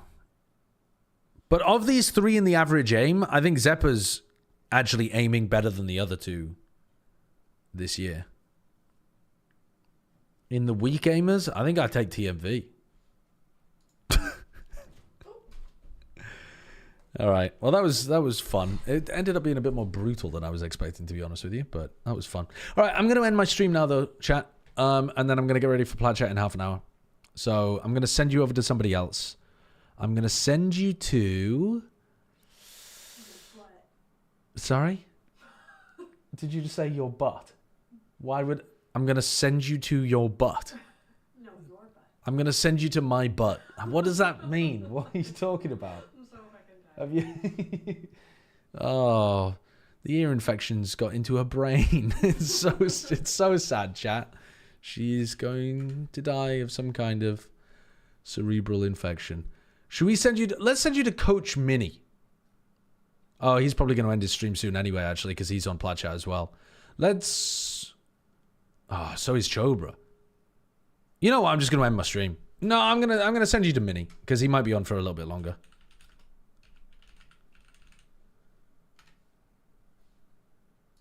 All right. Peace. Bye-bye. Bye-bye now. Bye.